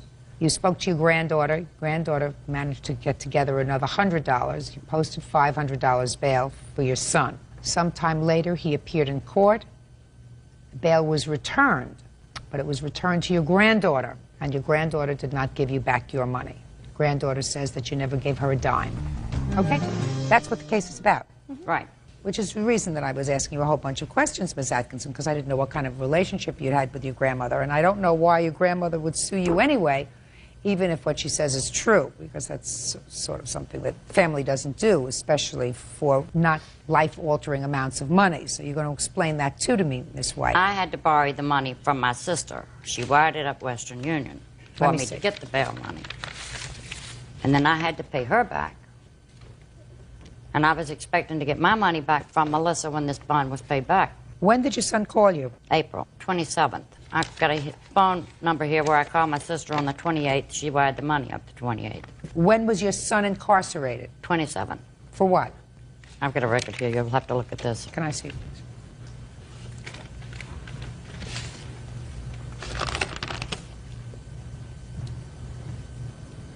Domestic abuse.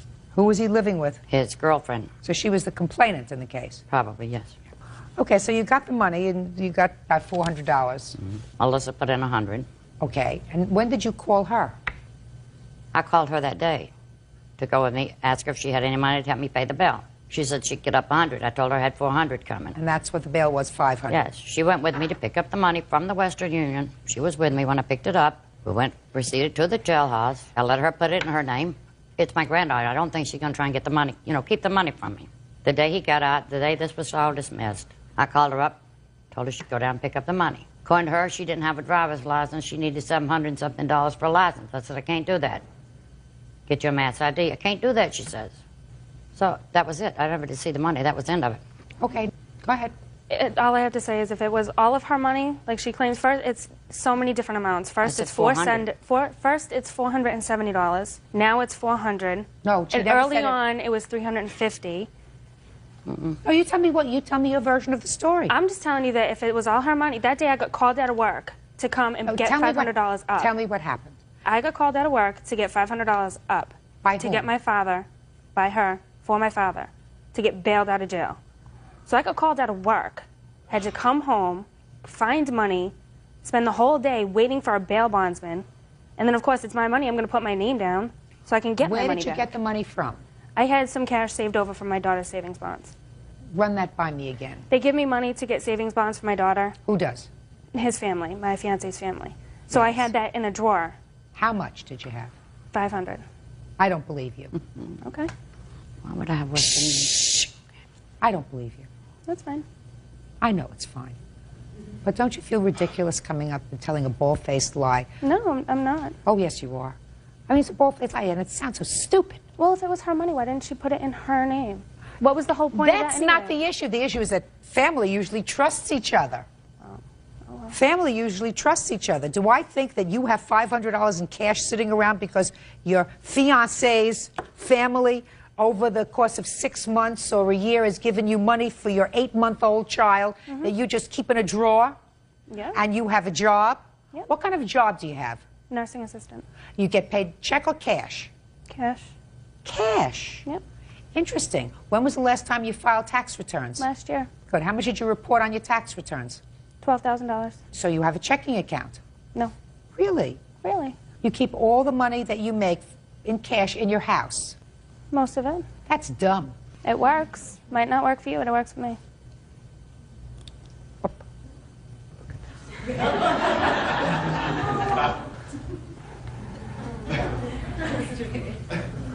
You have to see.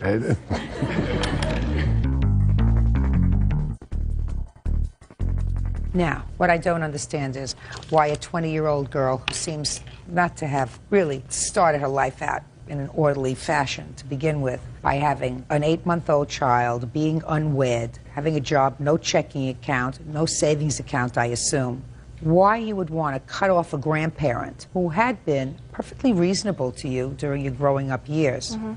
I have no idea. But if attitude could make you wealthy, you'd be a very wealthy woman. Attitude is not going to make you wealthy. Being an honest person will make you at least an honorable person. Never going to get there. Thick. Maybe it's your son's genes. I hope not. Well, maybe. Anyway, the $70 she doesn't owe you. She owes you $400 because the bail was $500. It may have cost you $70 to get the money from your sister, but all you put down was $400. I believe that you put down $400 in bail, and I believe she got that money back, and I believe she decided... It's night, and parties have been sworn in, Judge. You may be seated. Folks, have seats, please. Tell me your name. Jimmy Johnson. Jimmy? Would you come up here? You come up here. Oh, can you make it up here? Oh, there you go. All right. Hi. Hi. You have a big, strong voice. How old are you, Jimmy? 6 years old. I have a couple of questions for you. You think you can think real hard so you can answer these questions? I understand that you got shot in the head with a BB. Can you tell me what happened? I was in my yard. You were in your yard? And Chase had a BB gun shooting at a piece of foam. Who had a BB gun? Chase? Chase. Is that little boy over there, Chase? Is he your friend? Yes, he was, but when he shot me with the BB gun, well, I had to go to the doctor, and when I got back home, Mom said I could never play with him again. And I stayed in the house. It was an accident, though, wasn't it? Yeah, it was. He didn't mean to hurt you, did he? He did? Yeah, he said, I'm going to shoot you. Now I'm going to really shoot you. We have to talk to him about that, okay? Did you shake hands? Maybe we will later. I'm going to have to talk with him right now, okay? Okay, why don't you go step down? There you go. Watch your step, partner. Cute. All right. See. Chase, come on up here.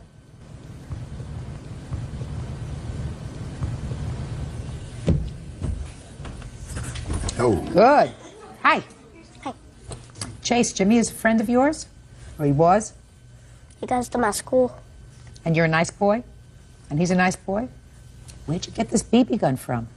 From behind my papa's door. That where your papa leaves it? Now he leaves it in his closet. And is the closet locked now? But he used to leave it just behind the door? So it's your grandpa's gun? Or your daddy's? It's my dad's or my grandpa's. But it used to be just behind the door. In whose room? My papa's. What were you doing with the BB gun when Jimmy got shot? Shooting beer bottles with my next door neighbor. And how old is your next door neighbor? 14. Who was with you at home that day, Chase? My grandma. Just your grandma? And my sister and brother. And where was your daddy? At work. And your papa? He was at work. Did you ask permission to take the BB gun out? Are you supposed to ask permission? So you didn't do the right thing, right? You didn't mean to hurt Jimmy, did you? I didn't think so. What happened when your daddy found out that you had shot Jimmy with the BB gun? Did he tell you not to do that anymore?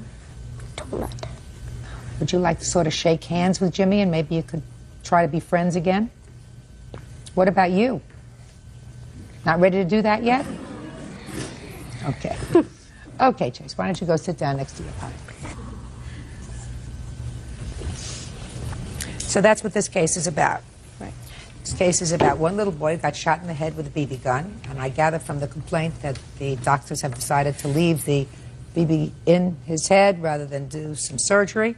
And Ms. Sullivan, what you want is you want the defendant to pay for all the medical bills that you have and some money for pain and suffering. Correct.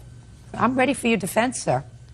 Well, first of all, I think that this could have been stopped if she would have told me, first of all, that he had the BB gun, because when I went over there to talk to him, she told me, she said she seen Chase running around with a BB gun, waving it around. So I was just wondering, you know, when she told me that, why didn't she come to me and tell me that in the first place? You were working. I was not at work. That's what he said. I know, but he's mistaken. So you were home? I was at home. I was in the living room. Oh, that's even worse. So you were at home.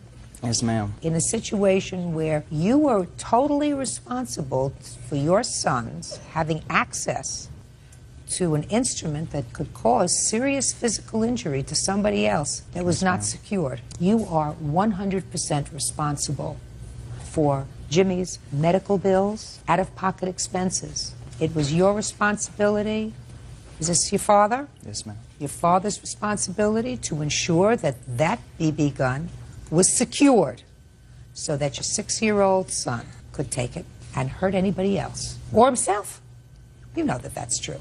Now, I don't know whether Miss Sullivan could tell from this BB gun whether or not it was a toy or capable of hurting anybody or whether it was loaded or not loaded. Who knows that? But you certainly knew that it was capable of causing injury, and your father certainly knew that, and both of you understood that it was not the right place to keep it, behind some door, and it's now secured in a place where he can't get it, right? So it's secured now. It was a little too late. So let me see the bills. 1, 2, 3. Fast, and be very, very happy, Mr. Knighton, that he didn't lose an eye. Yes, ma'am. Do you have an X-ray that indicates where this BB is? I do. Have you ever pulled seen one that, out? Mr. Knighton? No, ma'am. I'd like to take a look at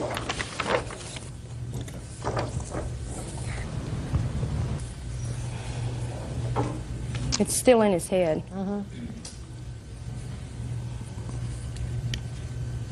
Is this the first time that your son has taken out that BB gun? I don't think so. How many times did you play with this BB gun? One. One time before this? I played with it 2 times over at the next door neighbors. We're shooting beer bottles. On a different day or the same day? Different day. So you had that BB gun out twice. And where was your daddy the first time you had it out?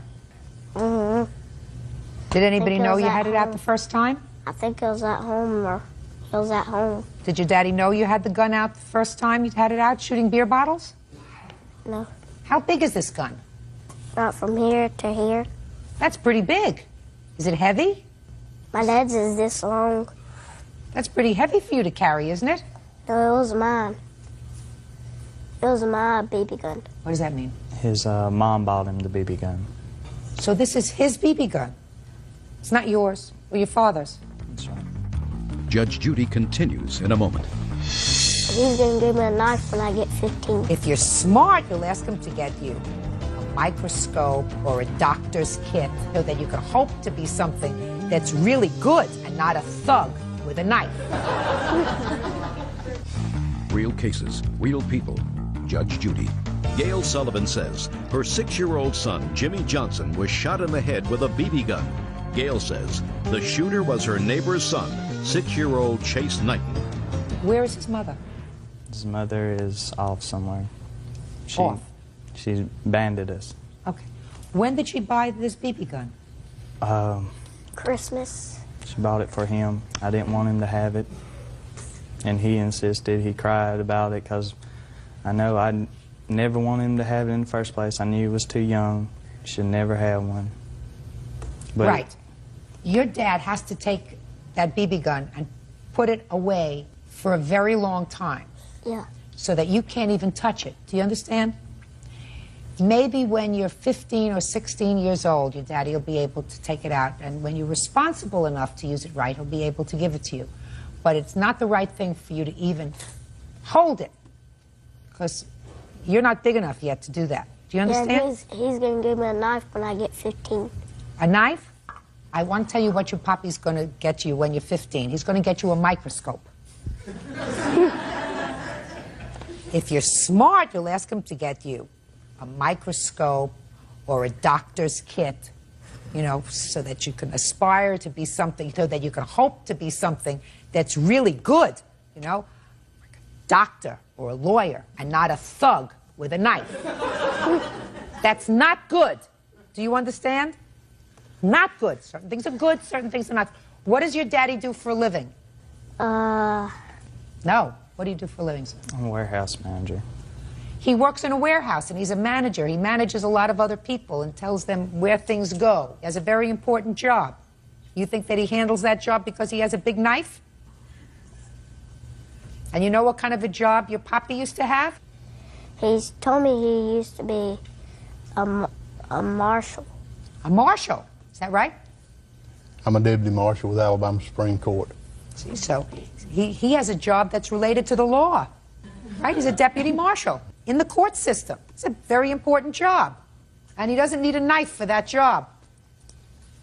You've got to teach him the right thing. And if he wants the wrong thing, you have to sort of reorient him. Your Honor? Yes, sir. Can I say something? The knife he's talking about is one of those little knives with the fingernail file in it and the toothpick and everything. By the time he gets to be 15, he's not going to want that knife. Well, that'd be the only one he get. Good. All right. Well, there's no question that you folks are responsible for these medical bills. There's no question in regard to that. I think that they were absolutely 100% negligent allowing this weapon to be in a position where he could get his hands on it. I have a feeling that these two gentlemen have a very full plate. I also think, Jimmy, that he's probably a very nice little boy. He did a bad thing, and you should really probably give him another chance. I think that that would be a nice thing to do. I really do. Because you're supposed to forgive somebody if they're really sorry. You are sorry for what happened, aren't you? He really is sorry. He would really like to be your friend. Think you're willing to give him another chance? I sort of like that idea. Come on. Okay. Give him one shake. Go ahead. That's good. See, that didn't hurt. Good. All right, judgment for the plaintiff in the amount of $1,654, which are the actual damages, another $1,000 punitive damages, $2,654. Thank you, that's all. Parties are excused. You may step out. Chase knew that he wasn't supposed to take that gun out of the house. I don't know why he took it out. Jimmy said he told him he was going to shoot him with a gun, and I feel like that this child shouldn't have had the gun. Keep the gun away from small children and keep it locked up. That could have been a pistol. My son could be dead. And now the next case. All parties in the matter of Davis versus Palazzo, step forward, please. 21-year-old homemaker Aubrey Davis is suing her sister, custodian Claudia Colazzo for the cost of her son's medical bills. Aubrey says she paid for his treatment after he suffered an epileptic seizure. Miss Davis, how are you related to the defendant? She's my sister. And this is your nephew? Yes, correct. Your son? Yes. According to your complaint, he was staying with you for a brief period of time. While he was with you, he had a seizure. Correct. You suffer from epilepsy? Yes. And he was taken to the emergency room. There was a medical bill of over $1,500, and you want your sister to be responsible for that. Correct. When did he come to live with you? July 5th. Prior to that, where was he living? I believe he was at Stephanie's house, which is who he's living with now. Who's Stephanie? It is his dad's ex-wife. That's as much as I know about her. Step up here, please. Tell me your name. Richard Ornelas. Before you came to live with your aunt in July, who were you living with? My brother's mom, Stephanie. How long had you been living with her? About a year. And how old were you when you went to live with Stephanie? 15. Why weren't you living with your mother? My mom just told me, you know, leave. My mom told me to leave. But she told you to leave when you were 15? Yeah. When did he get sick? July 6th. Is that right? Yes. You were with your aunt for only one day before you had a seizure? Yes. Had you had seizures before? Yes. Did you have seizures when you lived with your mom? Yes. Why don't you sit down, Richard? Have a copy of the bills? Yes. Can I see them, please? I also have a copy here from the hospital that shows that I never signed. And I asked them for the copy of the law stating that she's responsible for the bills since I didn't sign that paper. And all they gave me was that the law. They didn't give me a copy of the actual law. You took him to the hospital, is that right? The ambulance took him and I arrived there with them. Okay, Ms. Colazzo. All's in your court. Why are you not responsible for these bills? January of 2002, Richard moved out of my house. I did not throw him out. I was having problems with him at school. He was arrested. He was in juvie. He didn't want to obey by my laws. I have documentation that Stephanie had guardianship of Richard since January of 30th of 2002. Stephanie was married to his father. I don't know if they were legally married, but they had children. Okay. That's where he went to live. Yes. Go ahead. And where is his father? Pardon? Where's his father? Where is his father? He lives in Las Vegas. Okay, go ahead. I have documentation of everything, of the guardianship papers. Guardianship doesn't mean that Stephanie is financially responsible for him. No, but he was living with her at the time. Yes. I didn't know that he was living with Aubrey.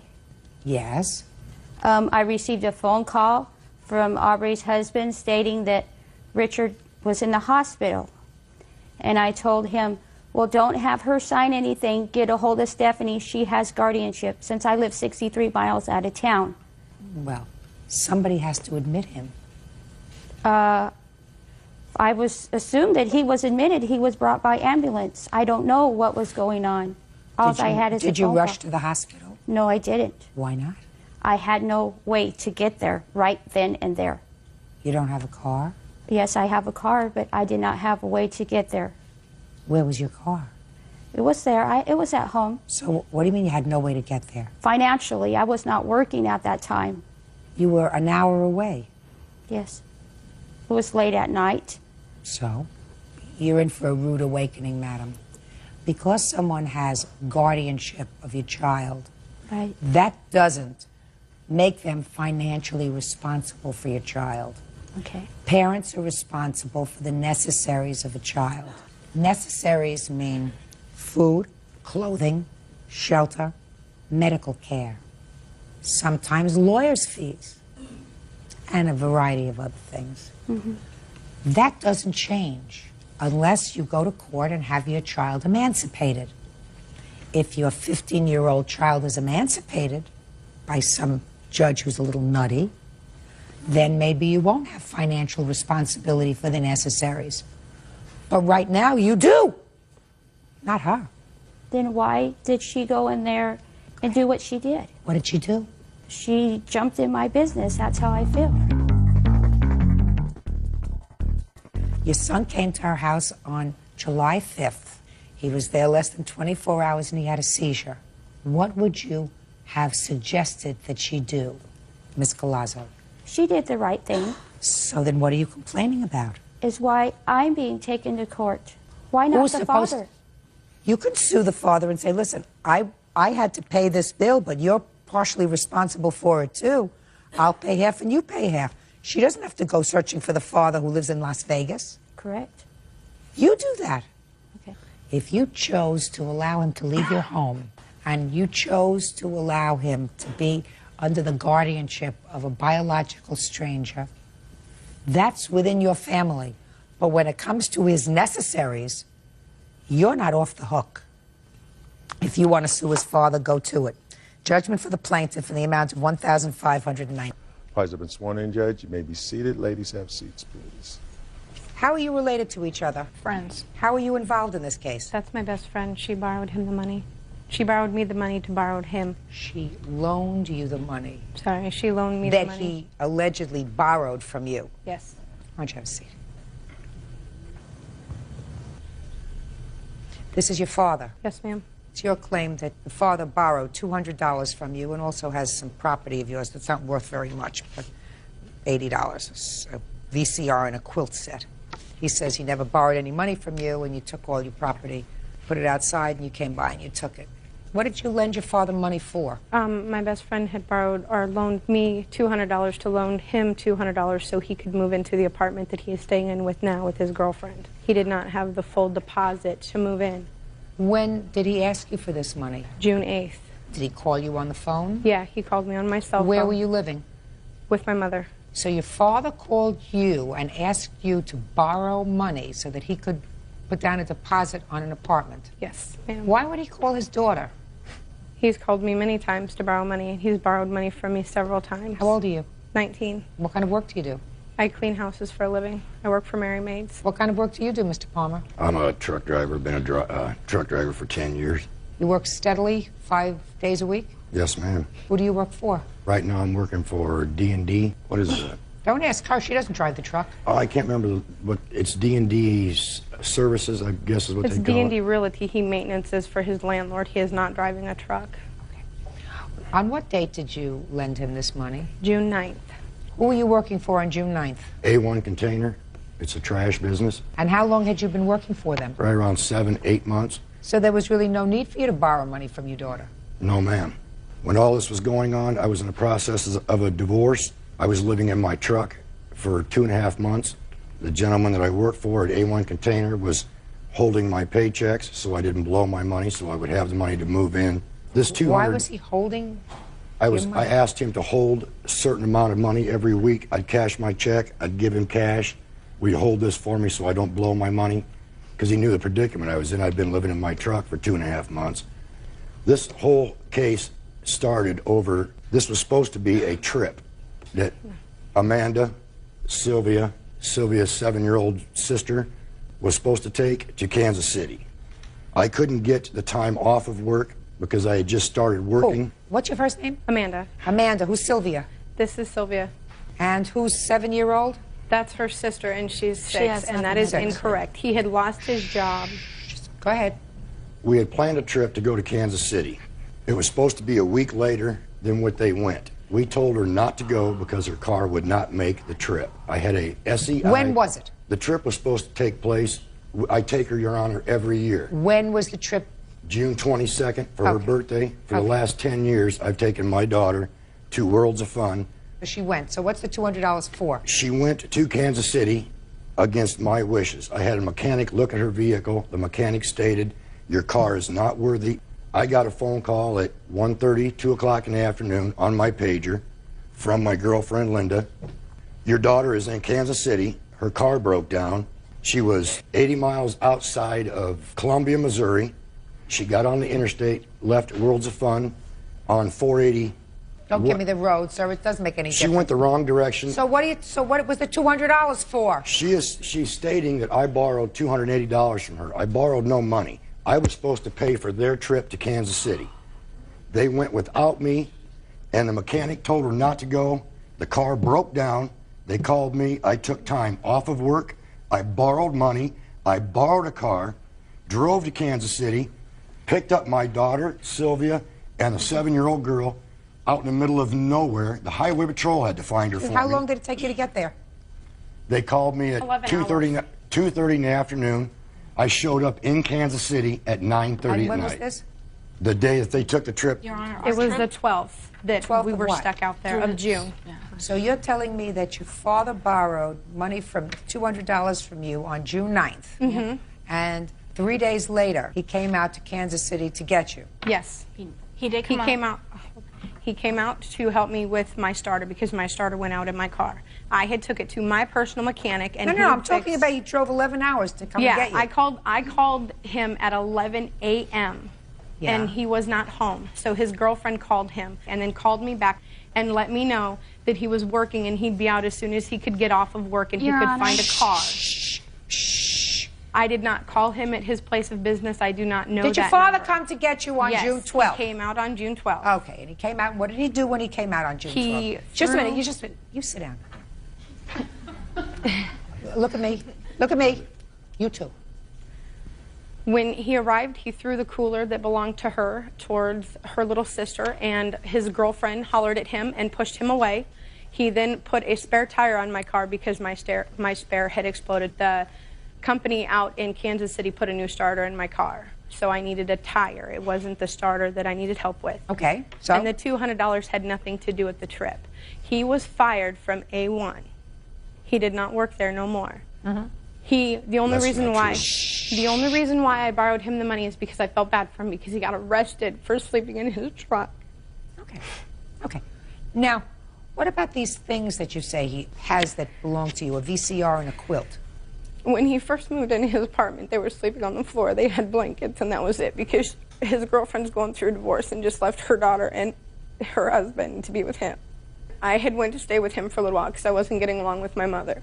And I had a VCR, and I had my TV there. I got my TV and my dressers and my clothes back. And the only reason I got that back is because I was escorted by officers because he... Well, what caused the trouble between you and your father? His girlfriend. Wow. Excuse me, Explain- Your Honor? Explain that to me. It sounds to me as That if... being more important it than sounds his to me. daughter. It sounds to me as if for at least, he says 10 years, he would take you to this water park. No. Say 5 years. Worlds But you apart. had a reasonable relationship with him. Certainly you got into trouble and you called him to come and help you. It was occasionally reasonable. It Good. depended. Okay. And then if you had difficulty with your mother, Yeah. you said you went to your father. So it wasn't as if you were estranged, you know, that you weren't While I speaking. was staying with him, my belongings were there, but I was staying at Sylvia's house most of the time because we were fighting. All right. But sometimes you were there, and it doesn't sound Yeah. like a terrible arrangement. So what kind of problems do you have with his girlfriend? That she was on probation, and he is... Probation for what? I believe DWI. Okay. And the problems all occurred, and the reason why I started staying with Sylvia was because they were arguing because he was having pot in the house while she's on probation, and that she was drinking while being on probation. Did your father drink? From what I understand, yeah, he has been. While I was staying with him, I had seen him drink several times. Your Honor, I quit drinking April 13th, 1988 when I hit a telephone pole at 80 miles an hour because of alcohol. So And I what do you haven't got- drank since. So, My Mr. Uncle John Palmer, passed- what do you involve? Shh, listen to me. If that's true, that means that there was a point in your life where you had a drinking problem. Yes, ma'am. And it sounds to me like you had a serious drinking problem. Yes, ma'am. Then what do you get yourself involved with somebody who has a drinking problem for? Because my girlfriend has been in AA for 2.5 years, clean and sober. I have been clean and sober for almost 11 months. That's And incorrect. Shh, shh. I Thought would it was like to- 1988. I would like... I thought it was I would like to 1988. explain, Your Honor, I would like to explain why this has all come about. The problems between me and my daughter are right there with Sylvia Chorney. My daughter lied to you when you asked her, what is your relationship? They're not friends. They are girlfriends. Judge Judy continues in a moment. You had a substance abuse problem. I had no substance abuse. Of course you did. You were in Prove AA. it. Test me right now. You and prove told to me you that were in I had- AA. Real cases, real people. Judge Judy. Amanda Palmer says she loaned her father, Mark Palmer, $200. Mark says Amanda is a bitter girl and she's seeking revenge. Now, that is my friend. There was a point when this all came out, before I found out that my daughter and Sylvia Chorney were seeing each other. Sylvia Chorney went to the Omaha Police Department and filed charges against me for rape, for fear of how I was going to react to this. My mother that's when he was still with my mother, and my mother was around, and I went to my mother when I found out that he had raped her. And I had took my mother to Village Inn. I sat down, I had talked to her. My mother knew before he knew that I was gay. That has nothing to do with And, Your Honor, they said that the verbal and the was... physical and the emotional abuse started when I was very young. Okay. More information that I needed for this, shh, please. More information that I needed. I see you're upset, okay? And it's more than $200. It's, you know, the issue involves more than $200, I gather. Well, I have papers and everything stating for the money that came out and all of that, because it was from her. I want to tell you something. I believe that you gave him $200. Okay? I believe that you gave him $200. What I'm telling you is I don't think that this case is about $200, because I don't think that you would be here for $200. It wasn't for me. It was for the respect out of my friend, or whatever he wants to consider her, out of my best friend, because she borrowed it, and I don't want it to come in between us because of that. Okay. So you're really talking about Sylvia saying to you, you got to get the money back from him. Yeah. Okay. So let's talk about that for a minute. Good, bad, I don't know. I don't have enough time to figure it out today, nor is it really any of my business. Whether he's a good father, a bad father, whether he has been verbally abusive, emotionally abusive, whether he's been supportive or non-supportive, I don't know. Bottom line is, that's your father. Bottom line is, Your Honor, I support him no matter quiet what. down, because I have a feeling, sir, growing up with you was not a picnic. If you had an alcohol problem for a period, listen to me carefully. Deny all you like. But if growing up with you at times involved living with your substance abuse problem, that's a problem. Substance abuse problem? I had no substance abuse problem, Your Honor. I left my wife because my wife had left me on several occasions laying in a bed, burning. Mr. Palmer, you are not paying attention to me, sir. What I'm saying to you is you had a substance abuse problem. I had no substance abuse. Of course you did. You were in AA. Test me right now and you prove told to me me you that were I in had... AA. I was drinking in April 13th, 1988. I went after work. I went and had a few beers with a buddy. Alcohol, you told me. You've been involved in AA. You've been clean and sober for 11 months. That's what you told me. Alcohol is a substance. If you abuse a substance, that's a substance abuse. That's not necessarily drugs. Alcohol is a substance. I went to AA, Your Honor, for marijuana use, not alcohol use. Mr. Palmer, whatever it is, sir, if you're in a state of denial, I'm not going to reach you. You have a child who's 19 years old.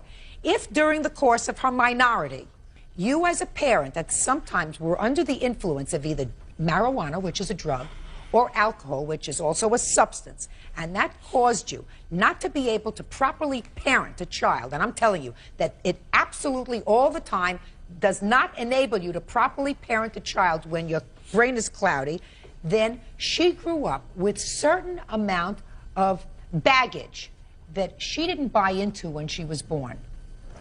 You have to understand that. That's a true thing. I understand You that, may Your not Honor. like it, but it's a true thing. So she's got baggage. I'm not She is the your one child. I am not the one being investigated for doctor shopping, for pills, because of her mother. You're not getting it. No, he can't. If I'm not getting it, then award her the case, because I am so used. Then I want you to tell him, if he doesn't understand, I want you to just stand by him, and every time he opens his mouth now, because now I'm tried to get through to him, it was like getting through to this table.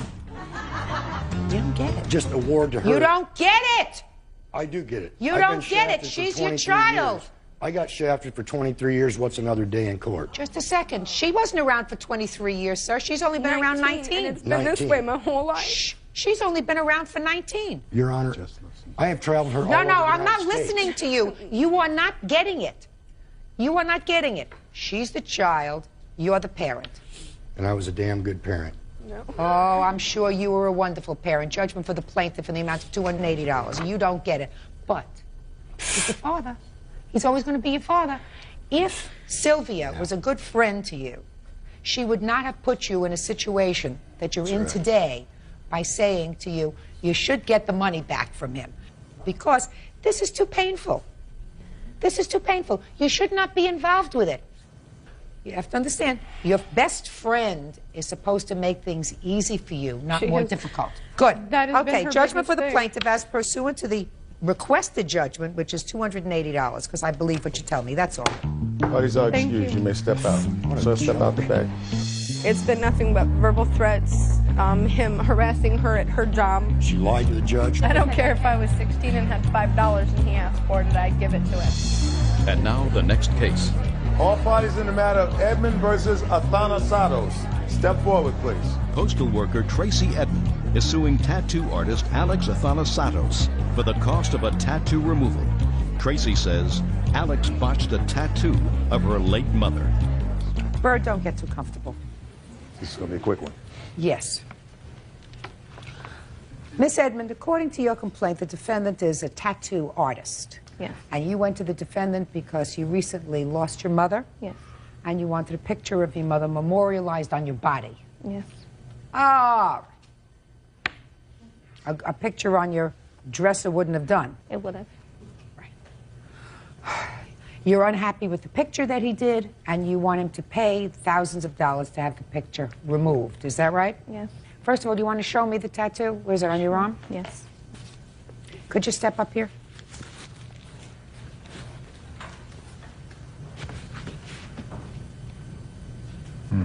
Okay. And I see you've had tattoos before. Yes. So that's not... How many tattoos do you have altogether? 7. 7. Had you ever done work for her before? No. Did he come recommended to you? Yes. But I'm going to get to your complaint. You said everything was going fine until you saw him light up a joint and start to smoke a joint. Yes. Right? Yes. Did you get up and leave? No, because it was almost half done. Almost half done is not done. Now, according to what I read in your complaint, you said everything was going fine, right? Yes. And he was doing a good job, right? Yes. Until he started to smoke a joint. Mm-hmm. Well, at that point, you get up and leave, and you said, listen, when you're finished, I'll come back tomorrow. Why didn't you do that? Mm-hmm. If you don't know, how should I know? If somebody is doing brain surgery, and they seem to be doing okay. How do you know? And right in the middle of the brain surgery, they say, do me a favor, would you give me a double vodka? I'll take one. Quiet. Sorry. That's the time you say, listen, we'll finish this surgery another time. Or get somebody else to close me up. Or something. You don't sit there and hope for the best and then say, well, he was smoking a joint and clearly he wasn't doing the right thing, so I sat there like a jerk and let him finish, because then he wasn't doing a good job anymore, and then complain that it doesn't look like your mother. Anything else you want to tell me? No, listening to you. Perfect. Anything else you want to tell me? I have nothing to say. Good! See what I mean? Case dismissed. Parties are, Thank you. Parties have been sworn in, Judge. You may be seated. Folks, have seats, please. Mrs. Jones, the defendant was your son's girlfriend for a Right. long time. Yes. How long did you live together? 5.5 years. No, not that long. That's what she says. I'm sorry. And your son was in a tragic accident and was killed. Yes, he And was. what you want from the defendant is property that you say belonged to your son. It was your Yes, son's ma'am. property. Yes. The defendant says that they lived together for a long time. They accumulated property together. She has given you some of his personal property, but the rest she feels is hers. And she is also counterclaiming because she says you've been harassing her, and there is some property that you have that actually belongs to her, right? Mm-hmm. I assume you would not have brought your counterclaim if the plaintiff had not brought her claim. Right. Is that a fair statement? Yes, it is. Okay, so I'm going to go to you for a minute. When did you and Mrs. Jones's son move in together? Back in '97. Okay. Tell me about the accident. Were either of you present when the accident happened? Right after I was. What was the date of the accident? November 16, 2001. And it was an automobile accident, is that right? No, ATV, four-wheel terrain vehicle. Okay. What items of personal property do you want? He has a ring from Sealy Company, a gold ring that they had given him. Literally what I have right now is I had his work clothes, which were junk. His work clothes, yes. They're junk. I mean, they're holes. Right. I can do nothing with them. Go ahead. Things that I want back are the things that I was part of his life for, that he had bought.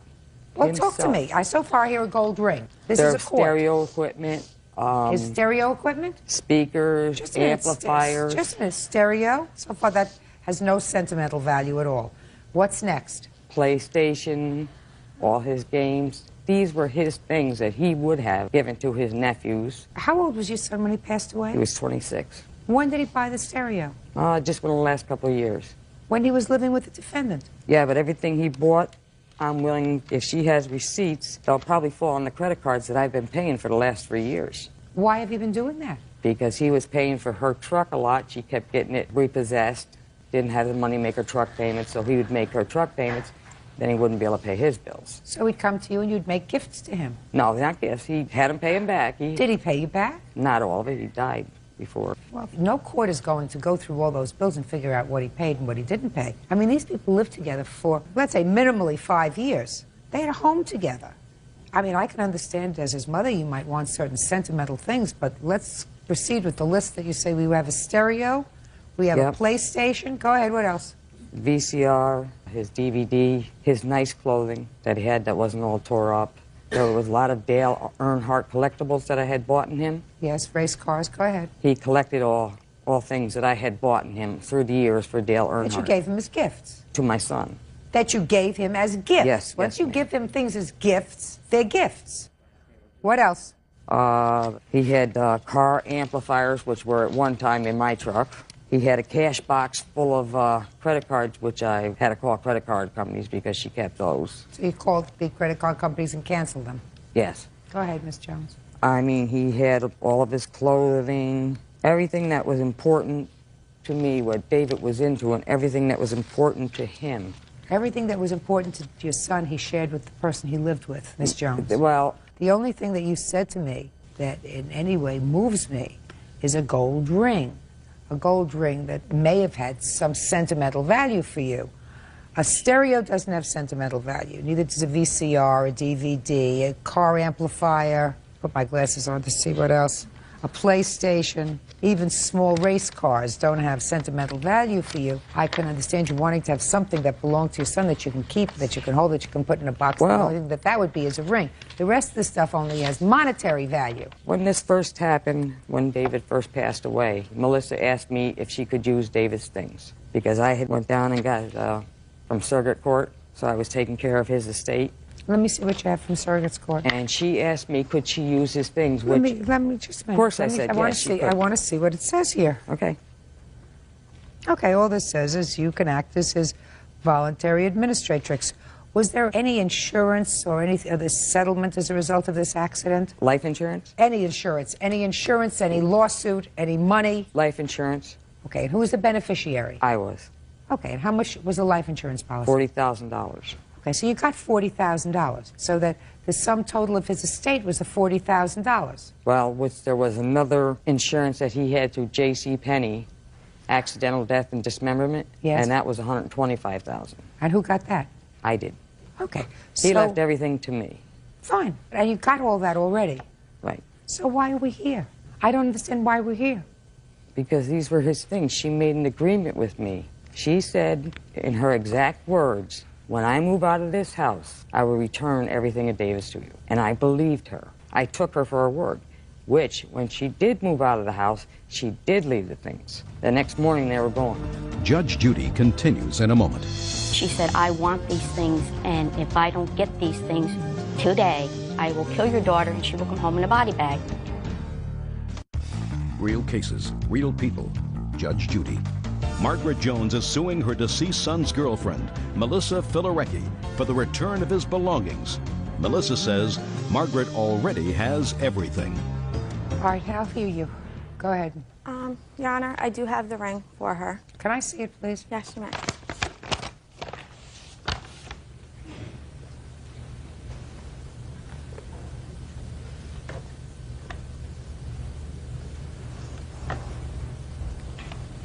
You say it was a gold ring?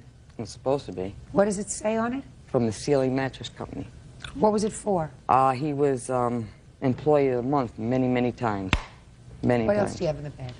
I have the list of stuff I left in the apartment for Margaret. Can I see it, please?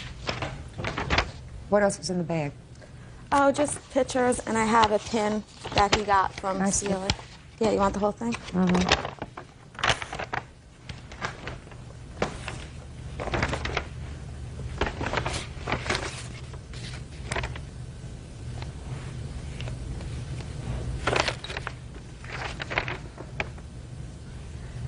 Did the defendant give you the following? Necklace, charms, class ring, and keychain with baby pictures on it. Yes, those I got. Those were things I gave my son, yes. She gave them back to you? Yes, she did. A teddy bear with a graduation year on it. That I don't remember. Title to a motorcycle, a 1998 four-wheeler Rabbit. Title's in his name, yes. She gave it Yes. to you? They were in his name. Dale Earnhardt collectibles? No, there's only a few pieces. But she gave you some? She gave me some of them. A home gym? Yes. Coffee table No. he made in high school? No, I haven't seen that. Your Honor, Yes. it was not left on the back porch. The door was broken off. Camcorder? Yes. All the Christmas decorations? No. Model cars? The only model cars that I know of, and I don't have them, is the cars that I bought for him, but I don't have them now. Raiders collections? That's 3/4 away going too. There's only a few pieces left of that. Car She gave me parts, stereo, and speakers? No. What'd you do with those? I left everything on the back porch. Nope. Listen, in the 5 years that you were together, did you exchange gifts? Yes, we did. Were you both employed? Yes, we were. What kind of work were you doing? I was a certified nurse's aide, and I also went to school full-time. When you leased these apartments together, did you purchase things for the apartment together? Yes, we did. And you kept a stereo and a VCR and a DVD? Yes. Okay. Is there a cash box that you know about? That's where I got the ring, and I do have the credit cards with me. Okay, you can give those to her. She's already canceled them. Miss Jones, I'm going to tell you the following, and then I'm going to very quickly address your counterclaim. When somebody dies, an easier emotion to deal with is usually anger. Yes, ma'am. You said yes. Do you really understand what I mean? The sadness, is this your daughter? Yes, it is. You see, it's much easier to be angry at somebody than to be hurt and feel sad, because you can vent it out. You can get it out. Whereas dealing with the sorrow of somebody's death is much more painful.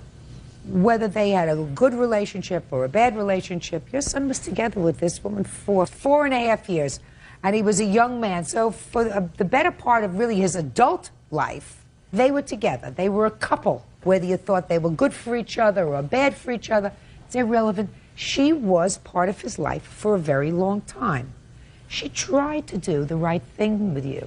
I mean, if you're talking to me about this ring, you're talking about not a gold ring. I don't even think it's a silver ring. It's a ring that says Sealy on it. She's giving it to you. There's a pin there that also was an Employee of the Month pin. She's giving that to you. It's easier to be angry at her than to either accept certain responsibilities that you might feel for his death, maybe his sister, because this accident was with an ATV, an all-terrain vehicle. Yes. Were you there? I was on it. She was involved in it. I mean, I could tell from looking at her that there's more than just grief there, so many months away from the incident, that there may be a little bit of guilt attached. Right. Maybe. But that's not her fault. That's not her fault. Nothing's going to bring your son back. Certainly a stereo, a VCR, and a DVD are not going to bring your son back. Nothing can bring my son back. You're right. Right. Nothing. Not the $125,000 you got from one insurance policy or the $40,000 that you got from the other insurance policy. Not a VCR, a DVD, and his clothing. They're not going to bring him back. Well, These are little mementos that she says you can have. told me before she didn't have them. Oh, well, here they are. Can I speak, And Your I Honor? want you to have them. That's all. You can give these back to the plaintiff. Do you want to proceed with this counterclaim that you have for harassment, or you just Yes. want to say, listen, let's try to be friends? No, I do. I'm listening. I have the police report. She called and threatened my mom that my mom was going to know. Is your mother here? Yes, she is. Tell me your name.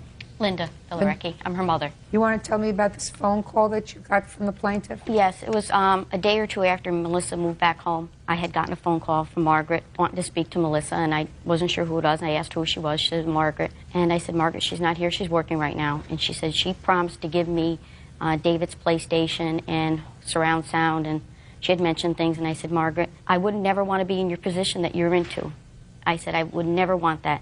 She said, I want these things, and if I don't get these things today, I will kill your daughter, and she will come home in a body bag, and she will know how it feels to lose a child. And I said, Margaret, I would never want to be in your position. And she just went, she was out of control, and I just hung up on her. Anger is a much easier thing to deal with than sorrow, because she's able to lash out at you rather than dealing internally with the sorrow of the event and the sorrow of the loss. But I was worried that she was so upset that she had, it was possible. And you made a police report? Yes. Can I see the police report, please? And, Your Honor, I also missed 2 weekends of work because I also waitress on the weekends.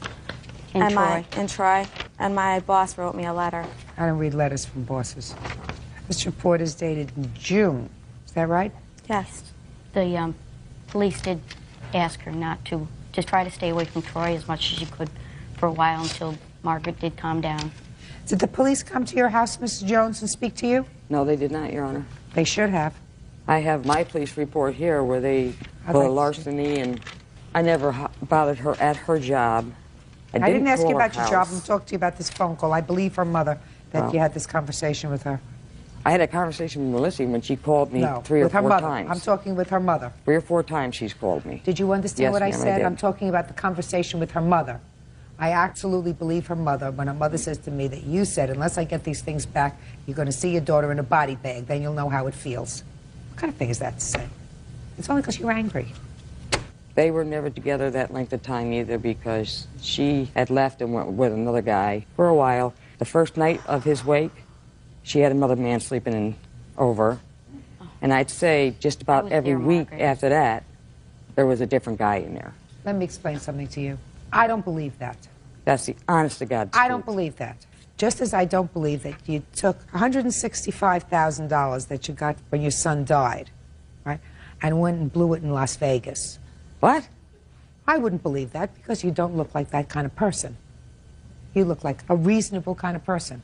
And I'm looking at her, and I don't believe that she brought another guy to his, she may have brought another person who was a male to his wake. Listen, excuse me, let's not. You have an anger, and I'm trying very hard to be nice to you. I know you are. I am really trying very hard to be nice to you. Your daughter was involved, at least in this incident. Yes, she was. You and your brother, how far apart in age are you? Almost twin. So it was very difficult for you. She has It is very. It was very difficult for you. And you actually saw the accident. He was helping me.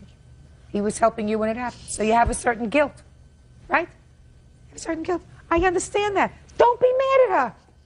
There's no reason to be mad at her. For over a TV, over a VCR, over a stereo. Listen, your son moved out of the house when he was how old? 19. That's very young to move out of the house. There has to be a reason for that. He lived right downstairs from me. I don't care whether with he his lived right girlfriend. downstairs. With There's his- a reason a child moves out of the house when they're 18 years old unless they go away to school. No, he moved down These with his days, girlfriend. now you can't get rid of them until they're 35. Well, actually, Judge, he swore he'd never leave again, and he's always stayed by me. And she can even tell you I came first in his life. Always. Well, I want to tell you something. That's not healthy. That's not healthy for a 26-year-old man to have to say, my mother comes first in my life and she always will. Because I always helped him when he needed help. I always tried to guide him to do the right thing. That's what you're supposed to do, so you're not supposed to tarnish his death with this kind of stupidity lawsuit. It's stupid. That's right, I A didn't do VCR, a television set should not bring you to court. You should say whether they were together a year or 2 or 3 or 4 or 5. There were certain periods of time when they brought each other pleasure, when they cared for each other. She knows how much he cared for you. She knows how much he cared for you. You're supposed to just be a nice lady. So, you got the sentimental things back that I think that she was nice to give back to you, that you have, they're yours. I want you to forget about a VCR. I want you to forget about a PlayStation. And I want you to forget about your counterclaim. She's not thinking rationally. Do you understand? You understand? It's going to take some time, because the truth of the matter is, whether you have found another person or not, I certainly hope you have, because you're supposed to move on. You're a young woman. She will never get over the death of her child. You don't get over the death of a child. You sometimes get over the death of a partner, a mate, a boyfriend, you know, because you move on with your life. You find someone else to fill that void. She's never going to fill that void. But you have to fill that void with something other than anger, because it's not healthy. I know. It's not healthy. It's not healthy. Make up. Be nice with each other. Your cases are dismissed. That's all. Parties are excused. You know, parties have been sworn in, Judge. You may be seated. Folks have seats, please. Mrs. D'Amico, the defendant is your former husband, and this must be one of your children. This is my son, Brandon. According to your complaint, your son Brandon was living with his father for a period of time, then came back to live with you. Exactly. It is your claim, one, that his father refuses to return some of his personal property, and two, that Brandon received some sort of a Social Security check, and that his father kept some of that money after he had returned to your home. Is that right? That's true, Your Honor. Mr. Aquino says that the things that were purchased for his son are in his home. He can come and use them whenever he wants to use them, and that he had some sort of an arrangement with his son to pay for some of that stuff, and he didn't pay for them, so Mr. Aquino kept some of his money. Correct, Your Honor. Okay. When were you divorced? In 92, August. How many children do you have? 3 children. Give me their names and ages, please. I have Nicolina, who's going to be 20, Eric, who's going to be 19 in December, and Brendan, who's 16. Okay. When you were divorced in 1992, the children were living with whom? With me. For how long? Since that time, Your Honor, I had physical custody of the children. At this time, am I correct, according to you, that 2 of the children are living with you? Yes, Your Honor. And the date of divorce was 93 of July. The date was incorrect. Okay, well, I have the papers here, and it's part of the file. Regardless. Doesn't make any difference. Okay. Are 2 of the children currently living with you? Eric and Brendan. Brendan left the home. No, listen to me. Yes. You're not following my question. You're not receiving. You're thinking about an answer. Are 2 of the children currently living in your home? 1 of the children are currently living in the home. Who? Eric. Where is your daughter? Nicolina had left, and I don't know where she went. Your Honor. Is Nicolina living with you? Well, on and off, Your Honor. She's 20 years old. She's liberated. She goes back and forth. But she was for a period of time living with her father? Yes, until he threw her out. Okay. Stop playing with your papers. Yes, ma'am. Your Honor. Just a second. I ask questions, sorry. you answer them, then I make a decision. That's the way we go here. It's comfortable for me. I'm Okay. used to routine. All right. Now, when did Brendan go and live with his father? The end of June 2001. And when did he return to your house? June 2002. Why did he leave your house? He had an argument with me. At the time, I was imposing a curfew. He had an argument with you. Right. Went to his father. What kind of Social Security check does Brendan get? Well, the father receives Social Security disability, and Brendan gets a stipend from the government based on Darren's record. What's the nature of your disability? Is it a physiological disability it's or physical, a psych? Yeah, it's or a multiple physical, Your Honor. Multiple physical? Yes. Okay. How long have you been on disability? Since 1987. Okay. What things do you claim that are in your former husband's house that belongs to your son? Main items were TV, VCR, Just a minute. PlayStation. TV, VCR, what else? Several electronic games, all his clothing, all his shoes, which I have a list of, Your Honor, right here. But there was a TV, was a VCR, and was a PlayStation that you took to your father's house? Yes. And are they still at your father's house? Correct. Why? Why? Well, Your Honor, he left that house in a very bad way. He was thrown out at 4:30 in the morning by her.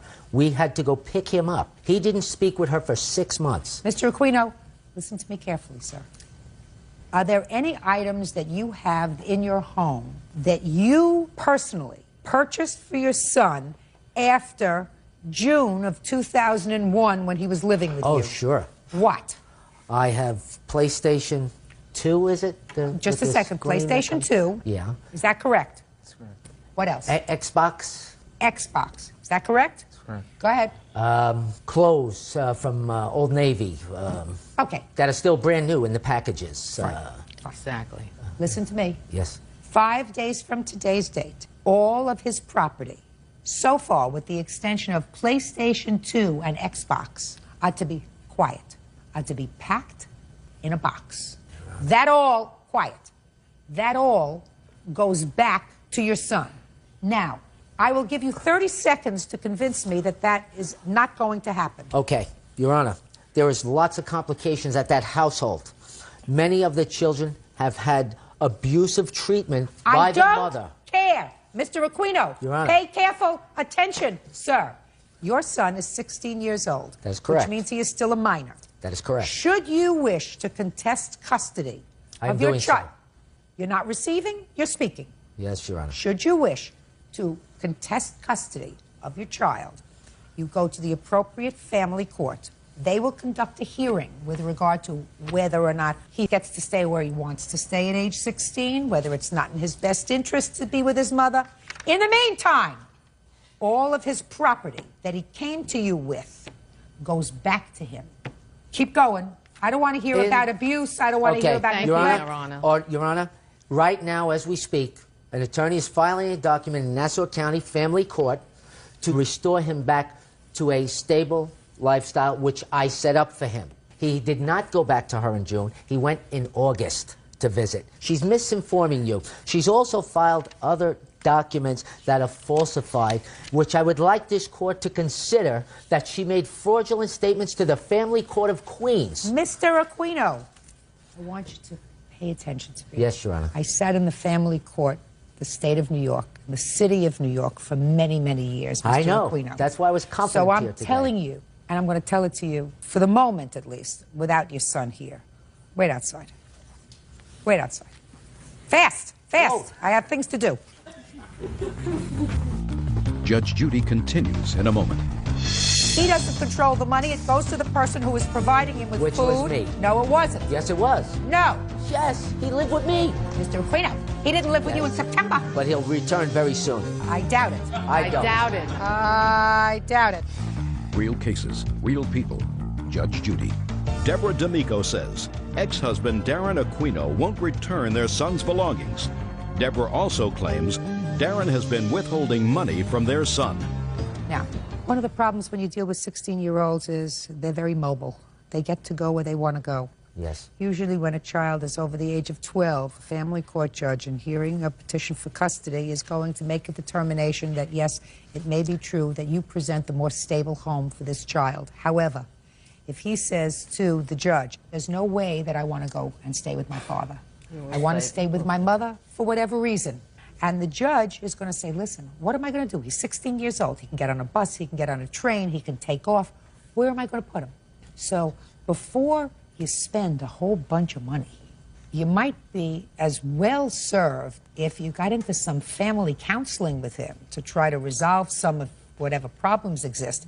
Because sometimes it's an exercise in futility to try to tell a 16-year-old where to live. I understand Not going to that, happen. Your Honor. In the meantime, it doesn't serve you well to keep this stuff as sort of ransom because it makes your son angry with you. Yes, Your It's Honor. not a good idea. Forget about his mother. I don't know if she's good or bad or a good mother or a bad mother, a psycho or not. I don't know. All I'm telling you is you have a child Absolutely. who right now is mad at you because you have his TV. You have his Nintendo. You have his PlayStation. All stupid things. Stupid things, but he's angry with you for that. And if you want to open a dialogue, you're smarter not to be stubborn and say, here, you want it? These are just things.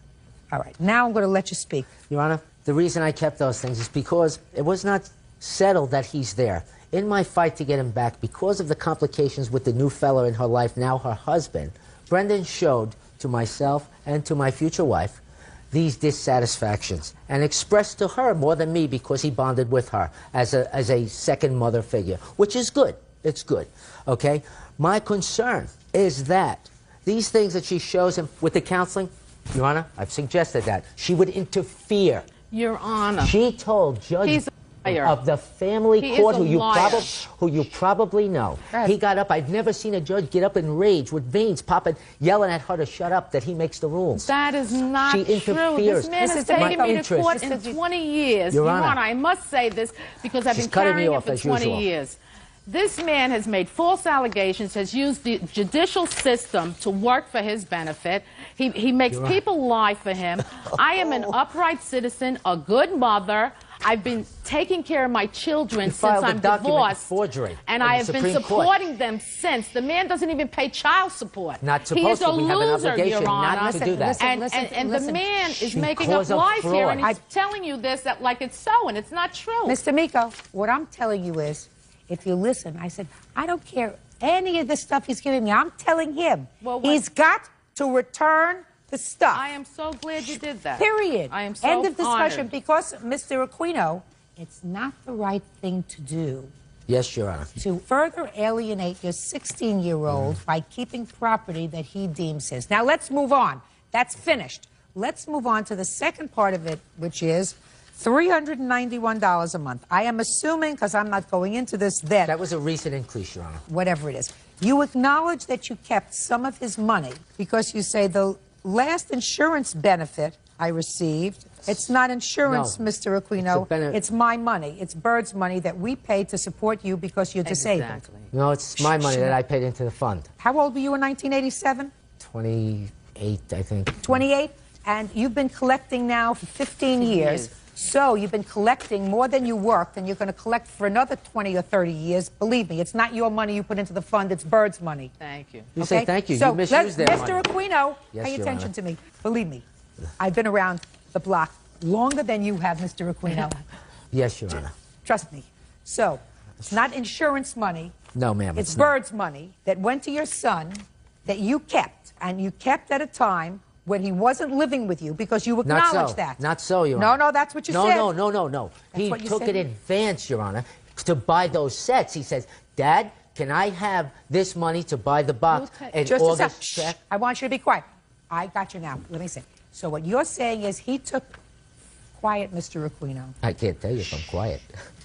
Mr. Aquino, what you're saying to me, sir, is that your son took an advance on his Social Security disability payment. My Social Security disability His. payment. His beneficiary payment. Bird's money. So that he could buy a PlayStation 2 and other electronic games. And the cassette. Wrong. Wrong. Absolutely wrong. Listen to me, sir.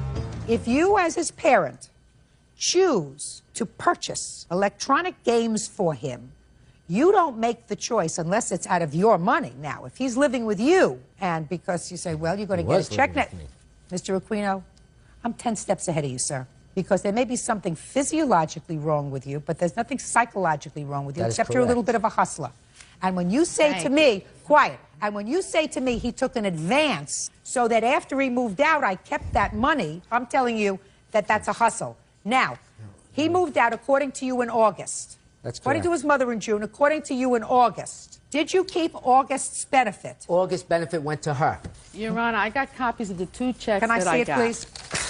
I got statements to Social Security, too, of the misuse These of are the the funds 2 that checks she's that had. I did Okay? receive since Brendan has been back with me. Brendan has never received any use of his money while in Deborah's care. Just a second. He's not supposed to get the money, Mr. It's for the Aquino. parent to use. It's not for the parent to his use. Quiet. support. Quiet. He is not supposed to get the money, Mr. Aquino. At an age. He's not supposed to get the... I'm sorry, Your Honor. He's not supposed to get the money, Mr. Aquino, until he reaches his majority. At 16, he is still a minor, which is why you can go to the family court to try to get custody of him, because he's still a minor. He doesn't control the money. It goes to the person who is providing him with Which food. was me. No, it wasn't. Yes, it was. No. Yes. He lived with me. What do you mean? He lived with us. Mr. Aquino, he didn't live with you in Yes. September. He didn't live with you in August. Of what year? 2002. No, he did not. But he'll return very soon. I doubt it. I don't. doubt it. I doubt don't. it. I doubt it. When they see the fraud that she committed in the courts, I know I doubt it. I don't doubt it. You filed I'm a false talking. document in Supreme Court. You received August's check for 2002? It That's what it indicates says. on the check I received August 2000 August. to me. You have August and you have October. And I don't. You had better find out from them what happened for September, because they skipped Your Honor, September. They're a month behind. You get the previous month when I they don't send want it you to to interrupt me again. You No, may interrupt Your her. You don't Honor, interrupt me. You're Trying wrong. to explain No, the checks don't and how they explain come. anything. Don't I'll explain tell you anything. what They're my happened. benefit. I'm not I'll explain how they interested. come. Pay attention. Let me make that You have clear. August, and according to you have October. You go to them and find out where September They is. told me they reissued it back to Darren because Wasn't he went reissued to to the Show me, Jericho. show me proof. Show me proof. Well, that I they don't have reissued it to proof. him. I only have proof that I applied 2 times to be payee within the course of the past several Fine. months. I can show you that, Your Honor. Just a second. Mr. Aquino, you've been sworn today, and you testifying, sir, under oath, that you did not receive September's check for your son. September's check. I didn't receive September's check. Did it come into the... She does the... It goes into a Did- direct deposit. Just a second. Did you receive September's check? No, Your Honor. Did you receive a check in October? No, Your Honor.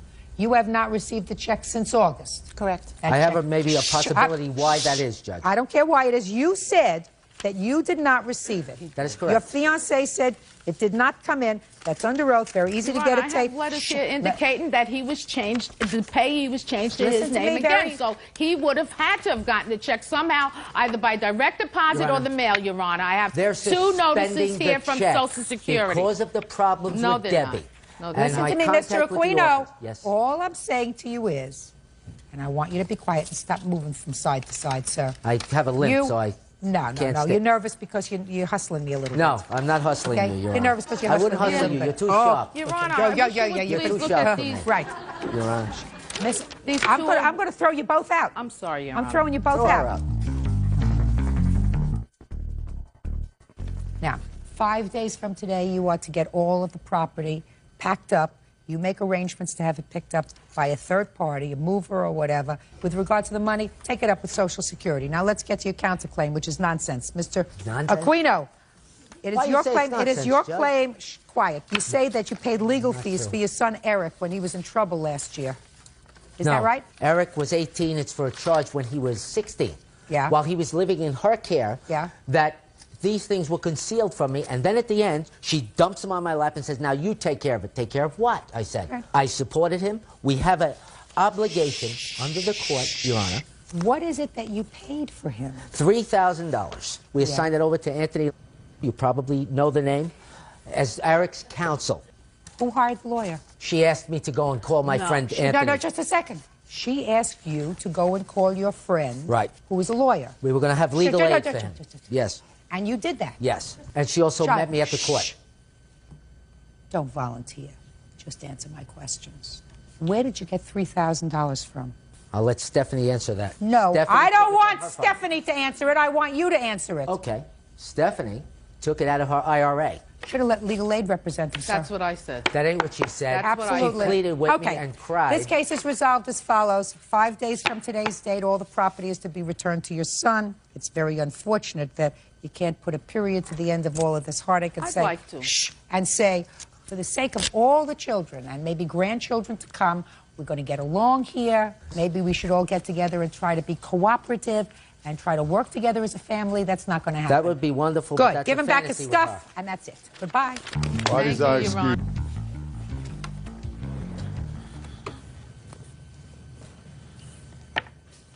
Yeah, on the case number 336 on the calendar in the matter of Sirakowski versus Doe. You're welcome, Judge. Parties have been sworn in, Your Honor. You may be seated, ma'am. Have a seat, please.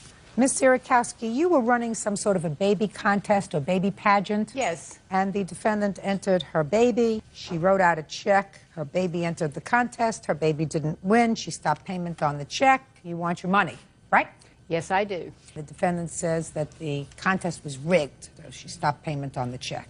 Tell me about this pageant. All right, Your Honor, this whole case is about this lady who has a major... Shh. Pay attention to my question. Then we'll get along just fine. I said, tell me about the pageant. I'll figure out what this lady has or has not. All right. It is a national pageant system. We did have a baby contest in it. Her baby did participate. Where is this pageant or contest held? It was held in Springfield, Illinois. How many babies were entered? There were 9 babies all told, 5 in her age division. So tell me how it works. You advertised and you said there's going to be a baby contest. These are the age categories. And it says that you have to send in a fee for the contest? Yes, you do. Okay, and how much is that fee? The deposit was $150. She pays the remainder of any fees when she reaches the pageant. Now, what happens if they win this contest in Springfield? If they win the contest, they win money. How much? She could have won a $500 bond.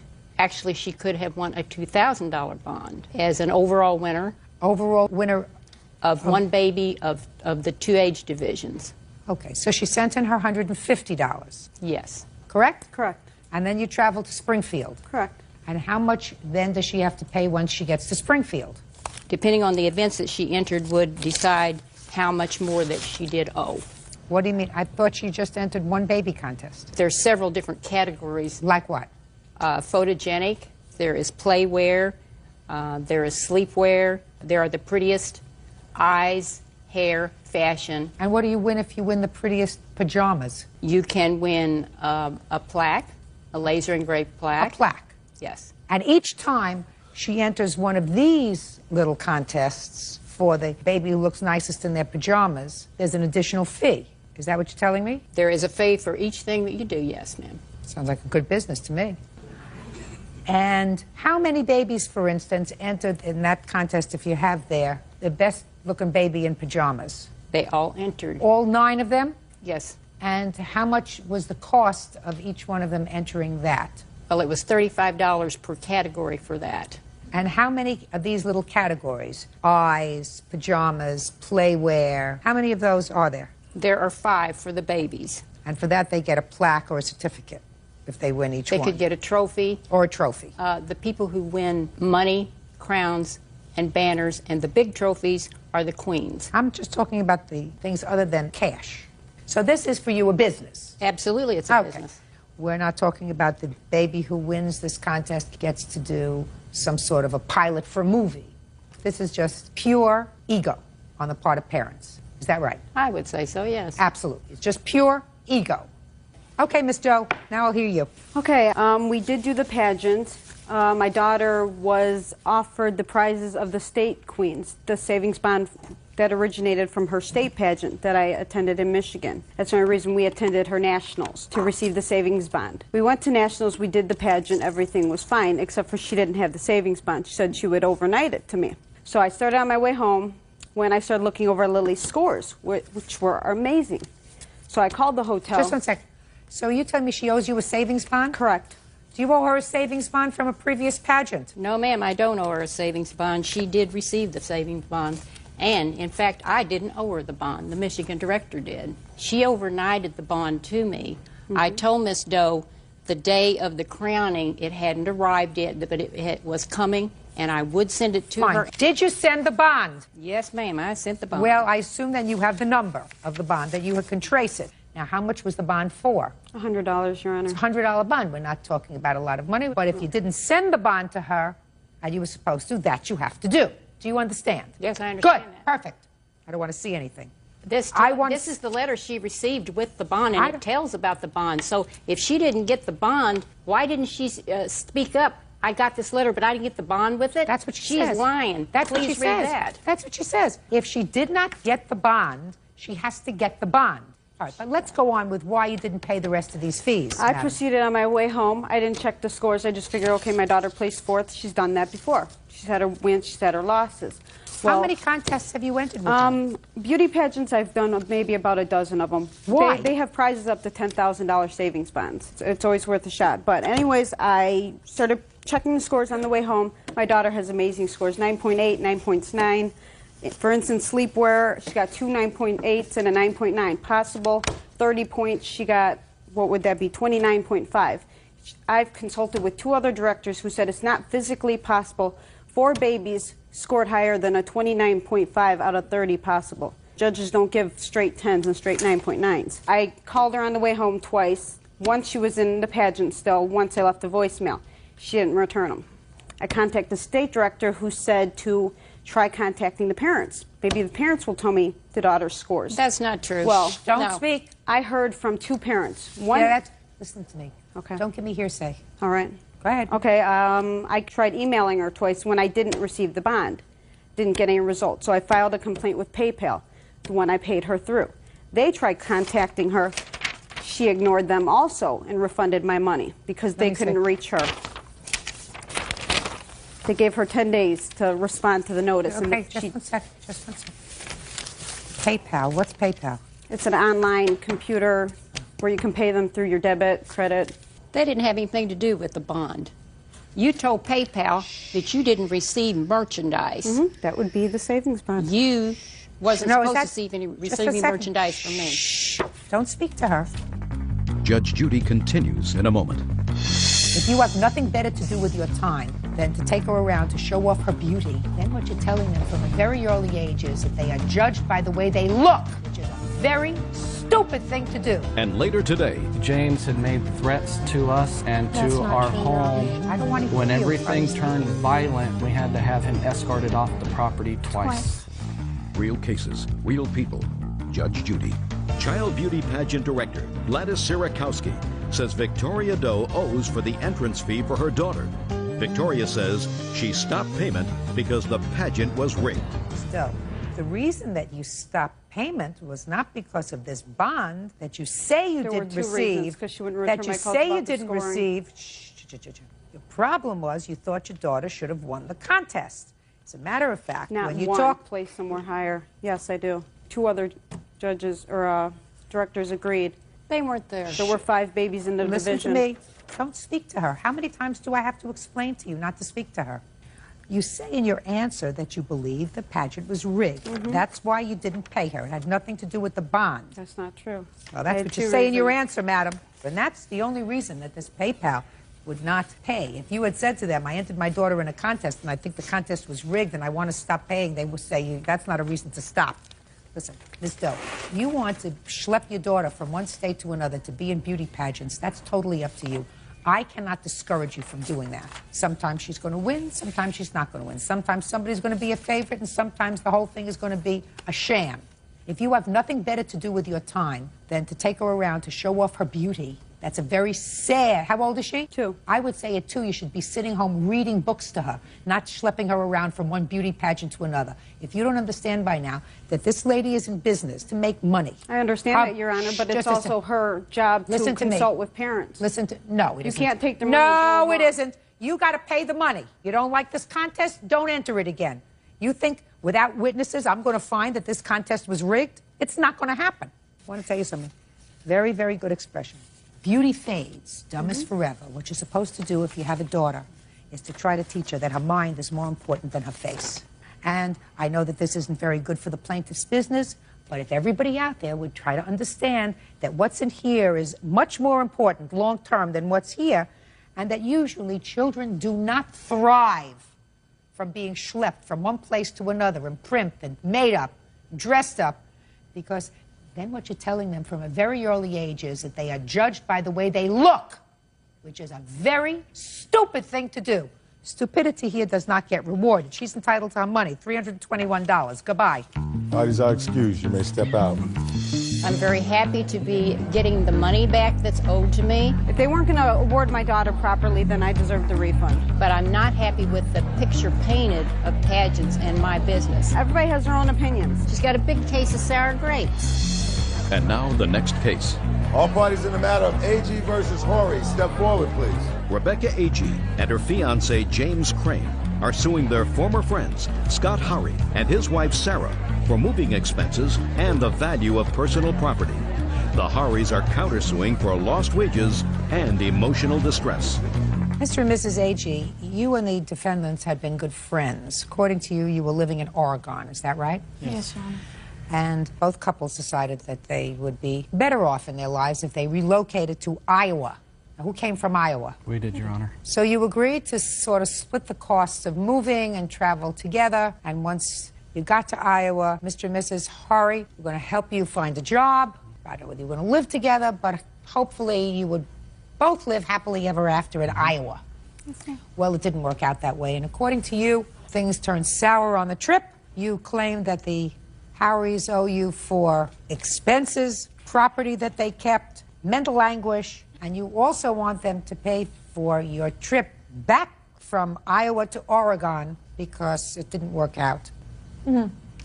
They say that they thought everything went along just fine. They have a counterclaim because they say that you aggravated them. Breathe. Breathe. All right. Let me hear it succinctly. We thought that they were really good friends of ours when we met them. We moved into 10 Mile, Oregon, and they were our neighbors, and we invited them over many times for everything. Let's cut to the chase. You decided to move to Iowa with them. We moved to Iowa with them. When we got to their home in Iowa, they were rude to us. They put us in a small room with 2 cat boxes. I also have he's almost 8 months old now, my son. When we got there, we had no money. They were supposed to pay us for half of the U-Haul. Which was how much?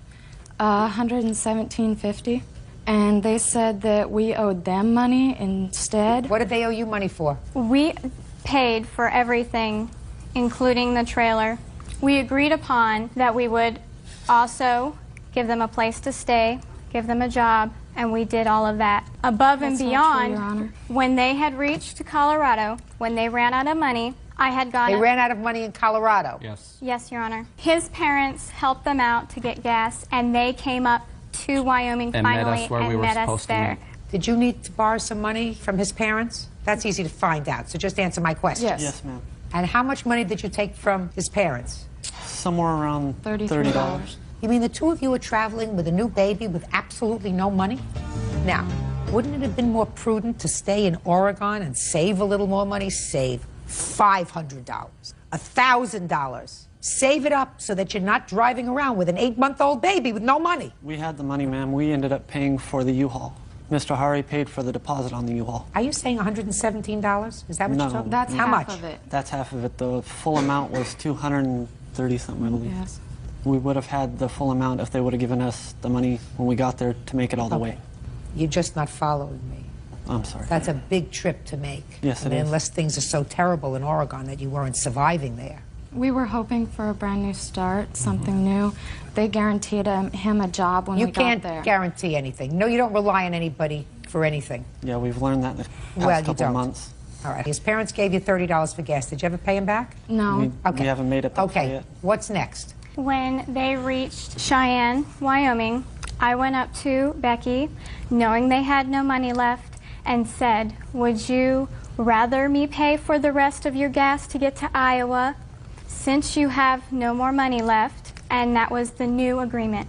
Okay, and you had no money for, just a second, and you had no money for gas. Right. So how much did you pay for gas for their car? Approximately around $200. And we also were paying for food, which was a new agreement, so we had no problem with that. And we What were was the not new- suing for that. Okay. So it's clear to me you had no money. Yes, Your Honor. Because you had to borrow $30 from his parents. And how many days were you on the road after you borrowed $30 from his parents? Less than a day. Less than a day. And then you got to the house? No, we met in Cheyenne and we Okay. drove. How many days was it that were you on the lived in road. the house? We were there for a little Day over and a half. 24 hours. How much did you spend in gas? I'm trying to figure out if we've used up this $117. We have receipts, Your Honor. I'm asking you. From what point, Your Honor? I don't understand. From the point you ran out of money. We ran out of money in Longmont to How did Iowa. you eat? Who fed you? We stopped for food once with them. And What that about was when it. you got to the house? You said they put you They in a had room. no food at They the had- house. Yeah. They had no electricity. We had to clean out the refrigerator. Just a second. So how did you eat that day? We didn't. We went and bought them Pizza Hut. Yes, we We had bought Pizza Hut. them a whole bunch of food. The very next day, we also went out and bought them a big barbecue to have food, and we provided their baby with formula. Does any of that sound right? You had no money. No, ma'am. How did your baby eat? I had formula for him when I Listen, left I'm not Oregon. bothering with this. We- They're not paying for your trip home. They're not paying for any of the moving expenses from Oregon to Iowa. They've already taken care of that. Now, you want to tell me, what about the value of personal property you say they kept? What personal property did they keep? They pawned our television set and TV. What happened to their television sets? The only Yes, we did pawn it because she gave us every permission to sell all their stuff when they left, because they left and they had no intentions to come back, and she made sure that I Yes, kept we her did, Your green Honor. tub. She had a green tub full of personal belongings, like pictures, birthday cards, and stuff like that, that she had said meant so much to her. So I promised her and I swore to her we would not get rid of that stuff.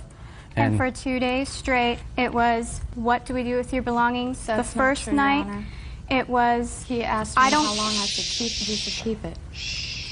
The first night, I understand everything was in an outrage. She had said, I don't care what you do with my stuff, just don't get rid of my big green bucket. Now, how much did you sell the TV for? Somewhere around $80-some is what we got for it at the pawn shop. Okay. Now, let me hear your counterclaim. We're suing because, or countersuing because James had made threats to us, to our vehicles, and That's to not our true, Your home Honor. I don't want to when hear you. everything I'm turned speaking. violent and he was starting to push his way around, and we had to have him escorted off the property twice. Your Honor. Our neighbors... When was that? It had to have been in August. I'd say around the 25th. And you haven't seen him since? No, we Your haven't. Honor. Shh, speak now. And you haven't had any contact with him in many months, is that right? Nope, not except for What the else? And loss of wages is all we're suing What loss for. of wages for what? We think it is a waste to be here. You should have said no. Yeah. What, no isn't part of your vocabulary? No. There you go. Somebody calls you and says, would you like to have your dispute resolved before Judge Judy Sheindlin? And you say, no, I'm sorry, I don't want to miss work. There you go. Okay. Right? Yeah. So you get nothing. Ma'am. Zippo. That's cool. I have a... Put the on the calendar in the matter of Falk versus Craig. Parties have been sworn in. You may be seated. Ladies, have seats, please. Ms. Falk, it is your claim that the defendant's daughter somehow got behind the wheel of a car that belonged to you while it was in a garage, drove it through the garage door, damaging the car. You want the defendant to be responsible for repairing the car, which is about $600. The defendant says that his daughter is not responsible and did not drive the car and was not responsible for the damage. You weren't there. No, ma'am. Your daughter was there. That's correct. So why don't you step up? Tell me your first name. Kaylee. All right, Miss Falk, where was your car? My car was parked in my sister's private garage in Houston, Texas. What was it doing there? It was awaiting transport. My sister and niece moved down to El Paso, Texas, and we left the car there for my movers to pick it up at a later date. They were, at that time, taking my sister's car back. It's actually within a garage? Yes, ma'am. And I have pictures of that. Can I see it? Yes.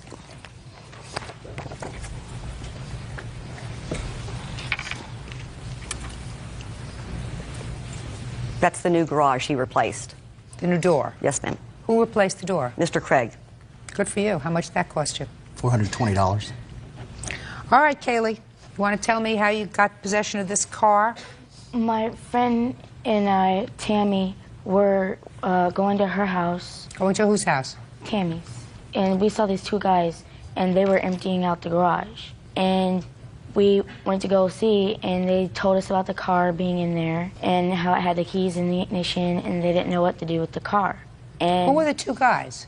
One said that he was his gardener, and the other said that he didn't say who he was. Go ahead.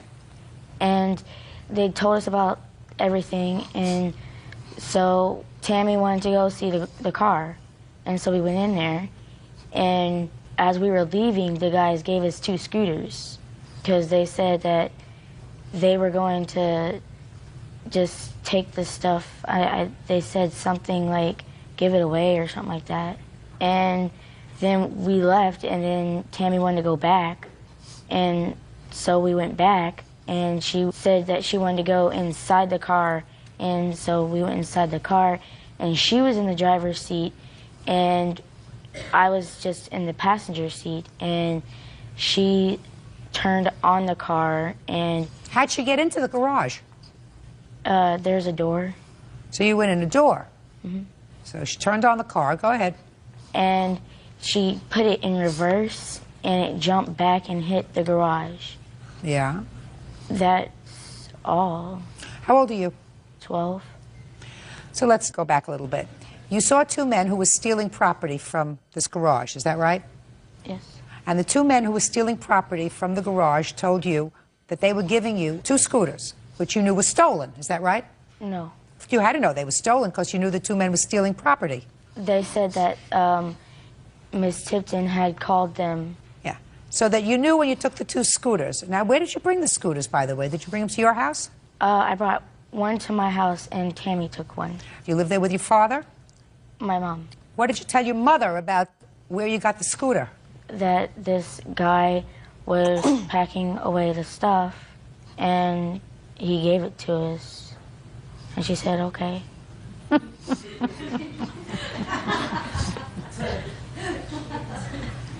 When you went back there, according to you, with your friend Tammy, you knew you had no permission to go into the garage, isn't that right?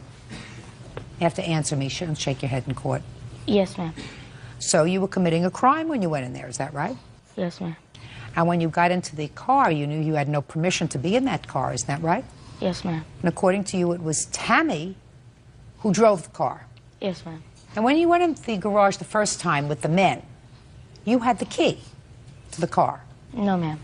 Did you ever have the key to the car? Yes, ma'am. After Tammy had put it on my keychain. When did Tammy put it on your keychain? The second time that we were there. Before or after she crashed the car? Before or after she crashed the car? After. Tell me about after. She crashed the car, and did you get frightened? Yes. What did you do? I told her, Tammy, we better leave. We had no business to be here. And you got out of the car? Yes. Tell me about how the key got on your key ring. She put it on there. You know what happens when you fib? Your nose gets longer. Doesn't make sense. Now, a lot of things make sense. Could possibly happen. You could have gone in there and it would have been just as you told me. That Tammy got behind the wheel of the car, Tammy drove the car, all of a sudden it crashes into the door, damages the door, but then you jump out of the car and you leave fast. You don't wait for Tammy to take the key out of the ignition, put it on your key ring. That doesn't make sense. Does that make sense to you, sir? No, of course not. Okay. Have you called Tammy, sir? Yes, I have. So, you sue Tammy. That's your job. If you feel as if your daughter is only partially responsible, you sue Tammy. Your Honor, I feel like she's more responsible. Well, my defense is that there was no damage to the vehicle. I've got pictures. I requested pictures and never got any pictures. You mean you crash a car into a garage door with sufficient force for you to replace the garage door, and you don't think there's any damage to the car? I saw the car. Your Honor, my niece is back in Houston again, and these two are in the same class at school, and she has admitted all this to my niece after I filed this lawsuit. Really? Yes. Where's your niece? Right here, Madeline. You're Madeline? Yes, ma'am. You go to school together? Yes. Well, tell me about the conversation you had with this young lady. Well, we usually talk at lunch because you're not allowed to talk in class. So she said they pulled off the top of the car, but they said there was no damage. But They said there was no damage. Kaylee said there was no damage to the car. So, what else did she say? She said they were in there they were in there twice over a period of 2 days. Doing what? Listening to the radio. Would you show the defendant's father pictures of the car? Can I have your estimates, please? Yes, ma'am.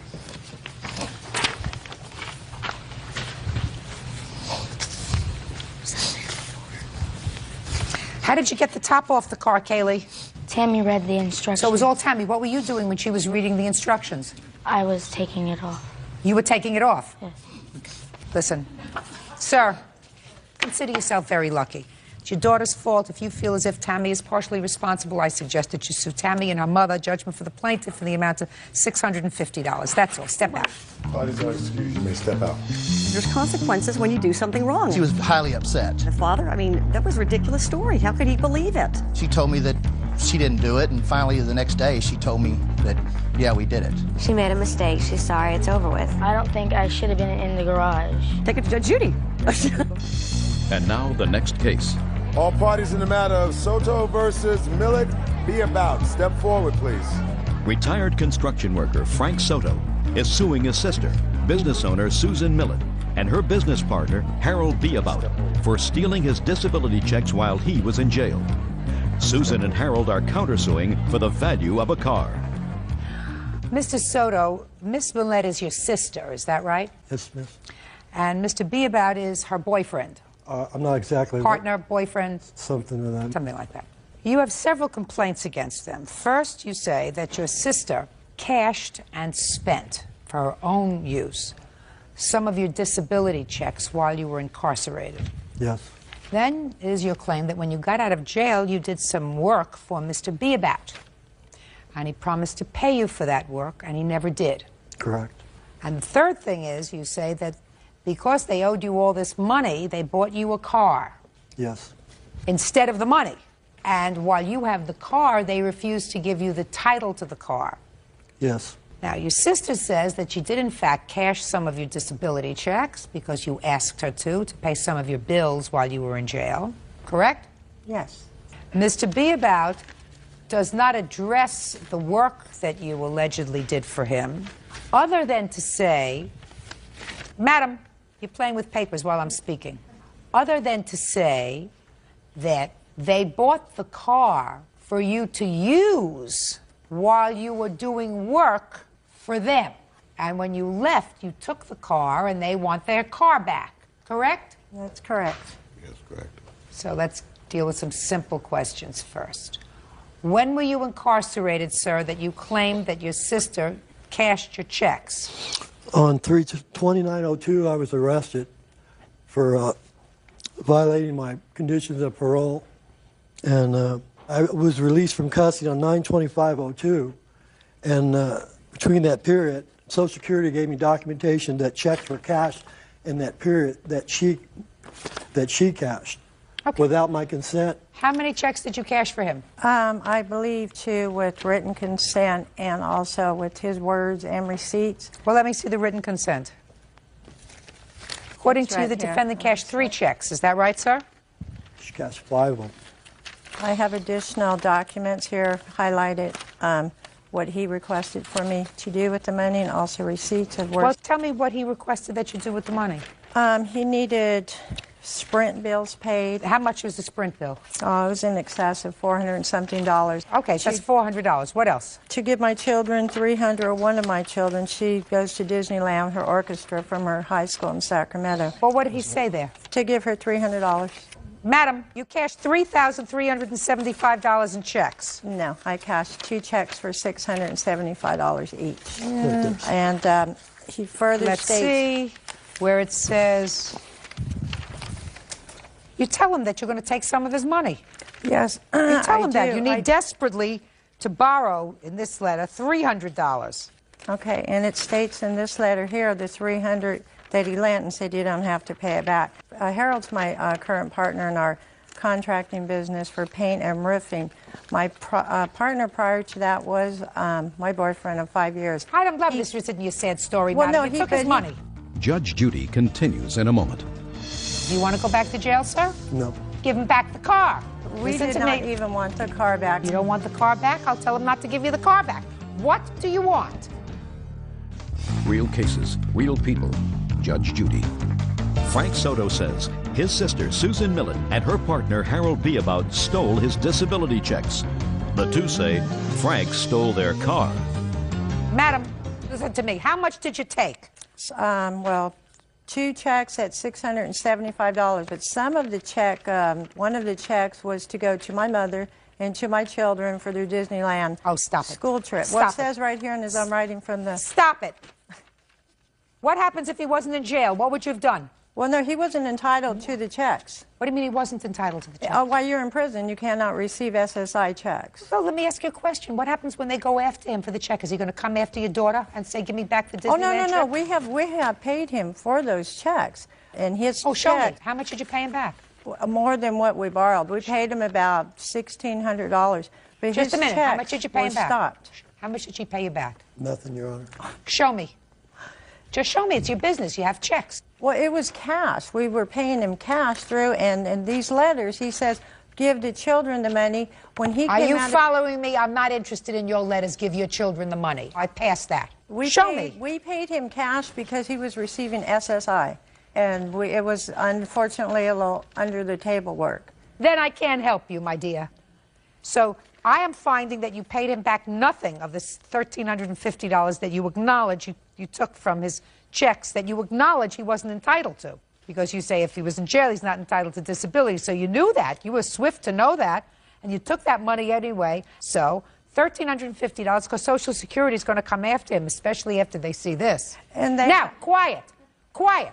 Now you tell me what you paid him. Because you want to tell me that he was able to do hard labor for you. Correct. Right? So tell me what he did for you. That would have to be Harold, Mr. Bebop. Harold, what did he do for you? He wasn't on my payroll, Your Honor. He was not. He got out of prison, no money in his pocket. His sister spent his money. That's why he had no money in his pocket.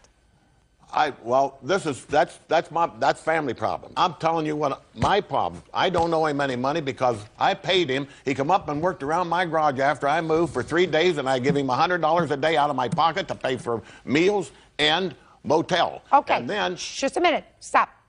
Did you work for him for 3 days? Don't lie. Did you work for him for 3 days? I think more than 3 days. Well, I don't care what you think. Yeah, you take yeah, drugs, yes, right? Yes. Right? So your brain might be a little bit fried. You worked for him at least 3 days. Yes. Did he give you $100 a day? No. Yes, he did. Yeah, sure he did. He gave you something. Yeah, he did. Well, how much did he give you? He gave me 50 one time and 100 the third day. Well, that you remember. Yes. That you remember. Okay. Tell me about this car. Well, I bought the car, Your Honor. he was incarcerated when I bought that car. So I bought that car because I have a big van and I didn't want the gas hog. I wanted something economy to ride around in. So he gets out, and he don't have no wheels. He has to go to the doctor. He's got to go to his parole officer and all that. I loaned him the wheels to drive around. And he was with me the day I took my pickup in to the garage, and he knew I had to have it in there on a Friday. So Friday, he takes the car, and that's the last I seen of him, Your Honor. Now I'll hear you. Tell me about the car, sir. The deal was my sister and both of them, the deal was for what the money they owed me, this was partial compensation by giving me that car because they know I needed a car. And she said this will be just partial payment and we'll pay the rest as soon as possible. And You just made that up as you're going along. no. Yeah, you did. You sure you did? Judge Judy will continue in a moment. Okay. Listen to me. He wants to go back to jail.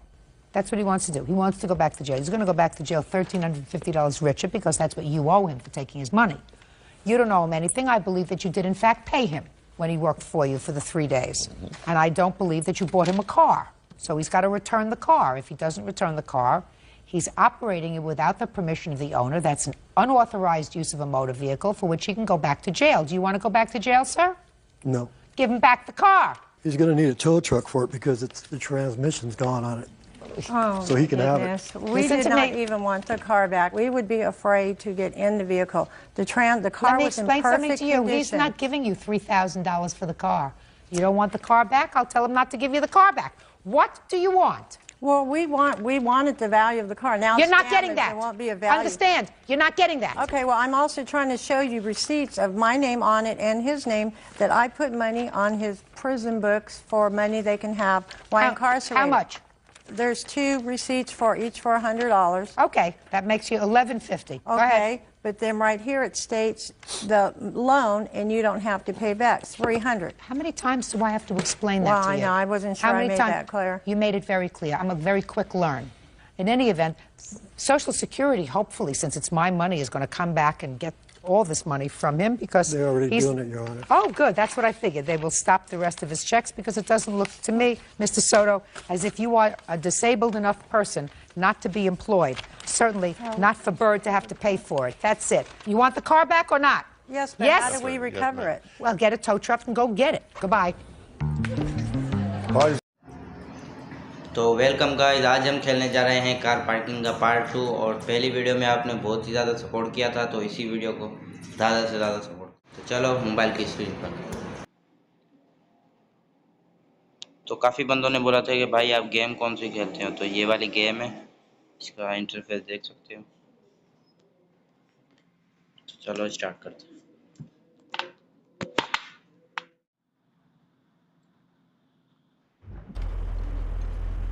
तो भाई game हमारी start होने वाली है। कल हमने खेला था सिटी वाला में, आज हम खेलेंगे हाईवे वाला। तो ये लगा लेते हैं। तो हमारी गेम स्टार्ट हो चुकी है।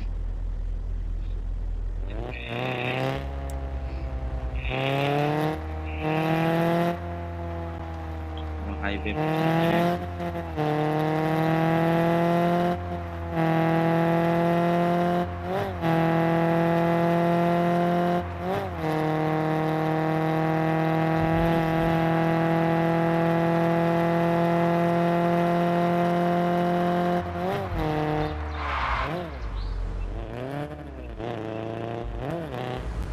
तो काफ़ी बंदों ने बोला था कि भाई ड्रिफ्ट कहाँ से लगती है, वो भी मैं आपको बता देता हूँ।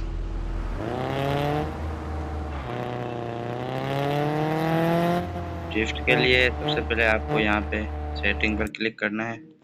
यहाँ पे ये आपको शो हो रहा होगा ड्रिफ्ट मोड, यहाँ पे क्लिक करना है। अब जैसे ही ड्रिफ्ट करना शुरू करेंगे,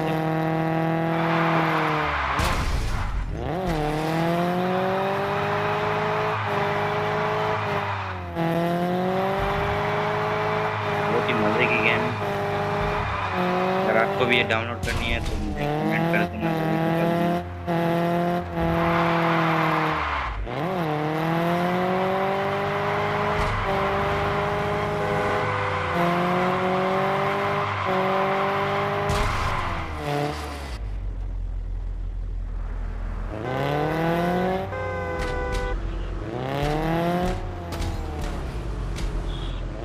मजे की गेम है।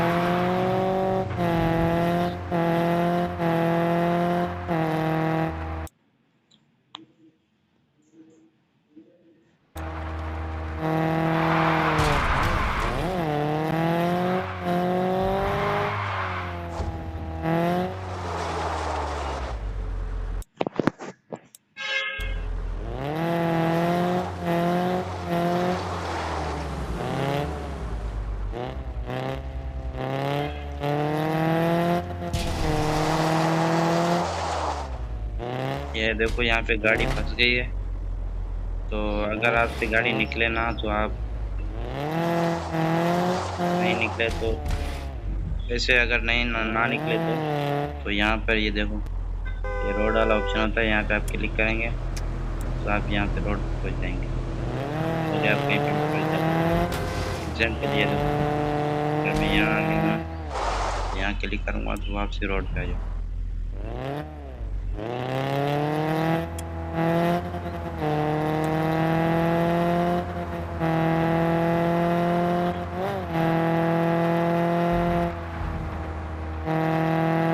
और इस बटन से आप बिल्कुल रोड के सेंटर पे चल सकते हो। अगर आप कहीं भी टर्न करते हो तो ये आपसे वहीं लेके जाएगा।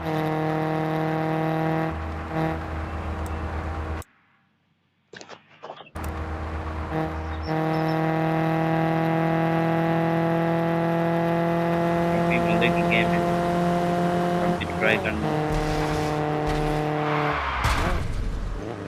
हाईवे पे इतना मज़ा नहीं आया, अगले मोड में हम खेलेंगे, इसमें काफ़ी ज़्यादा मज़ा आने वाला है। लाइक और सब्सक्राइब कर देना।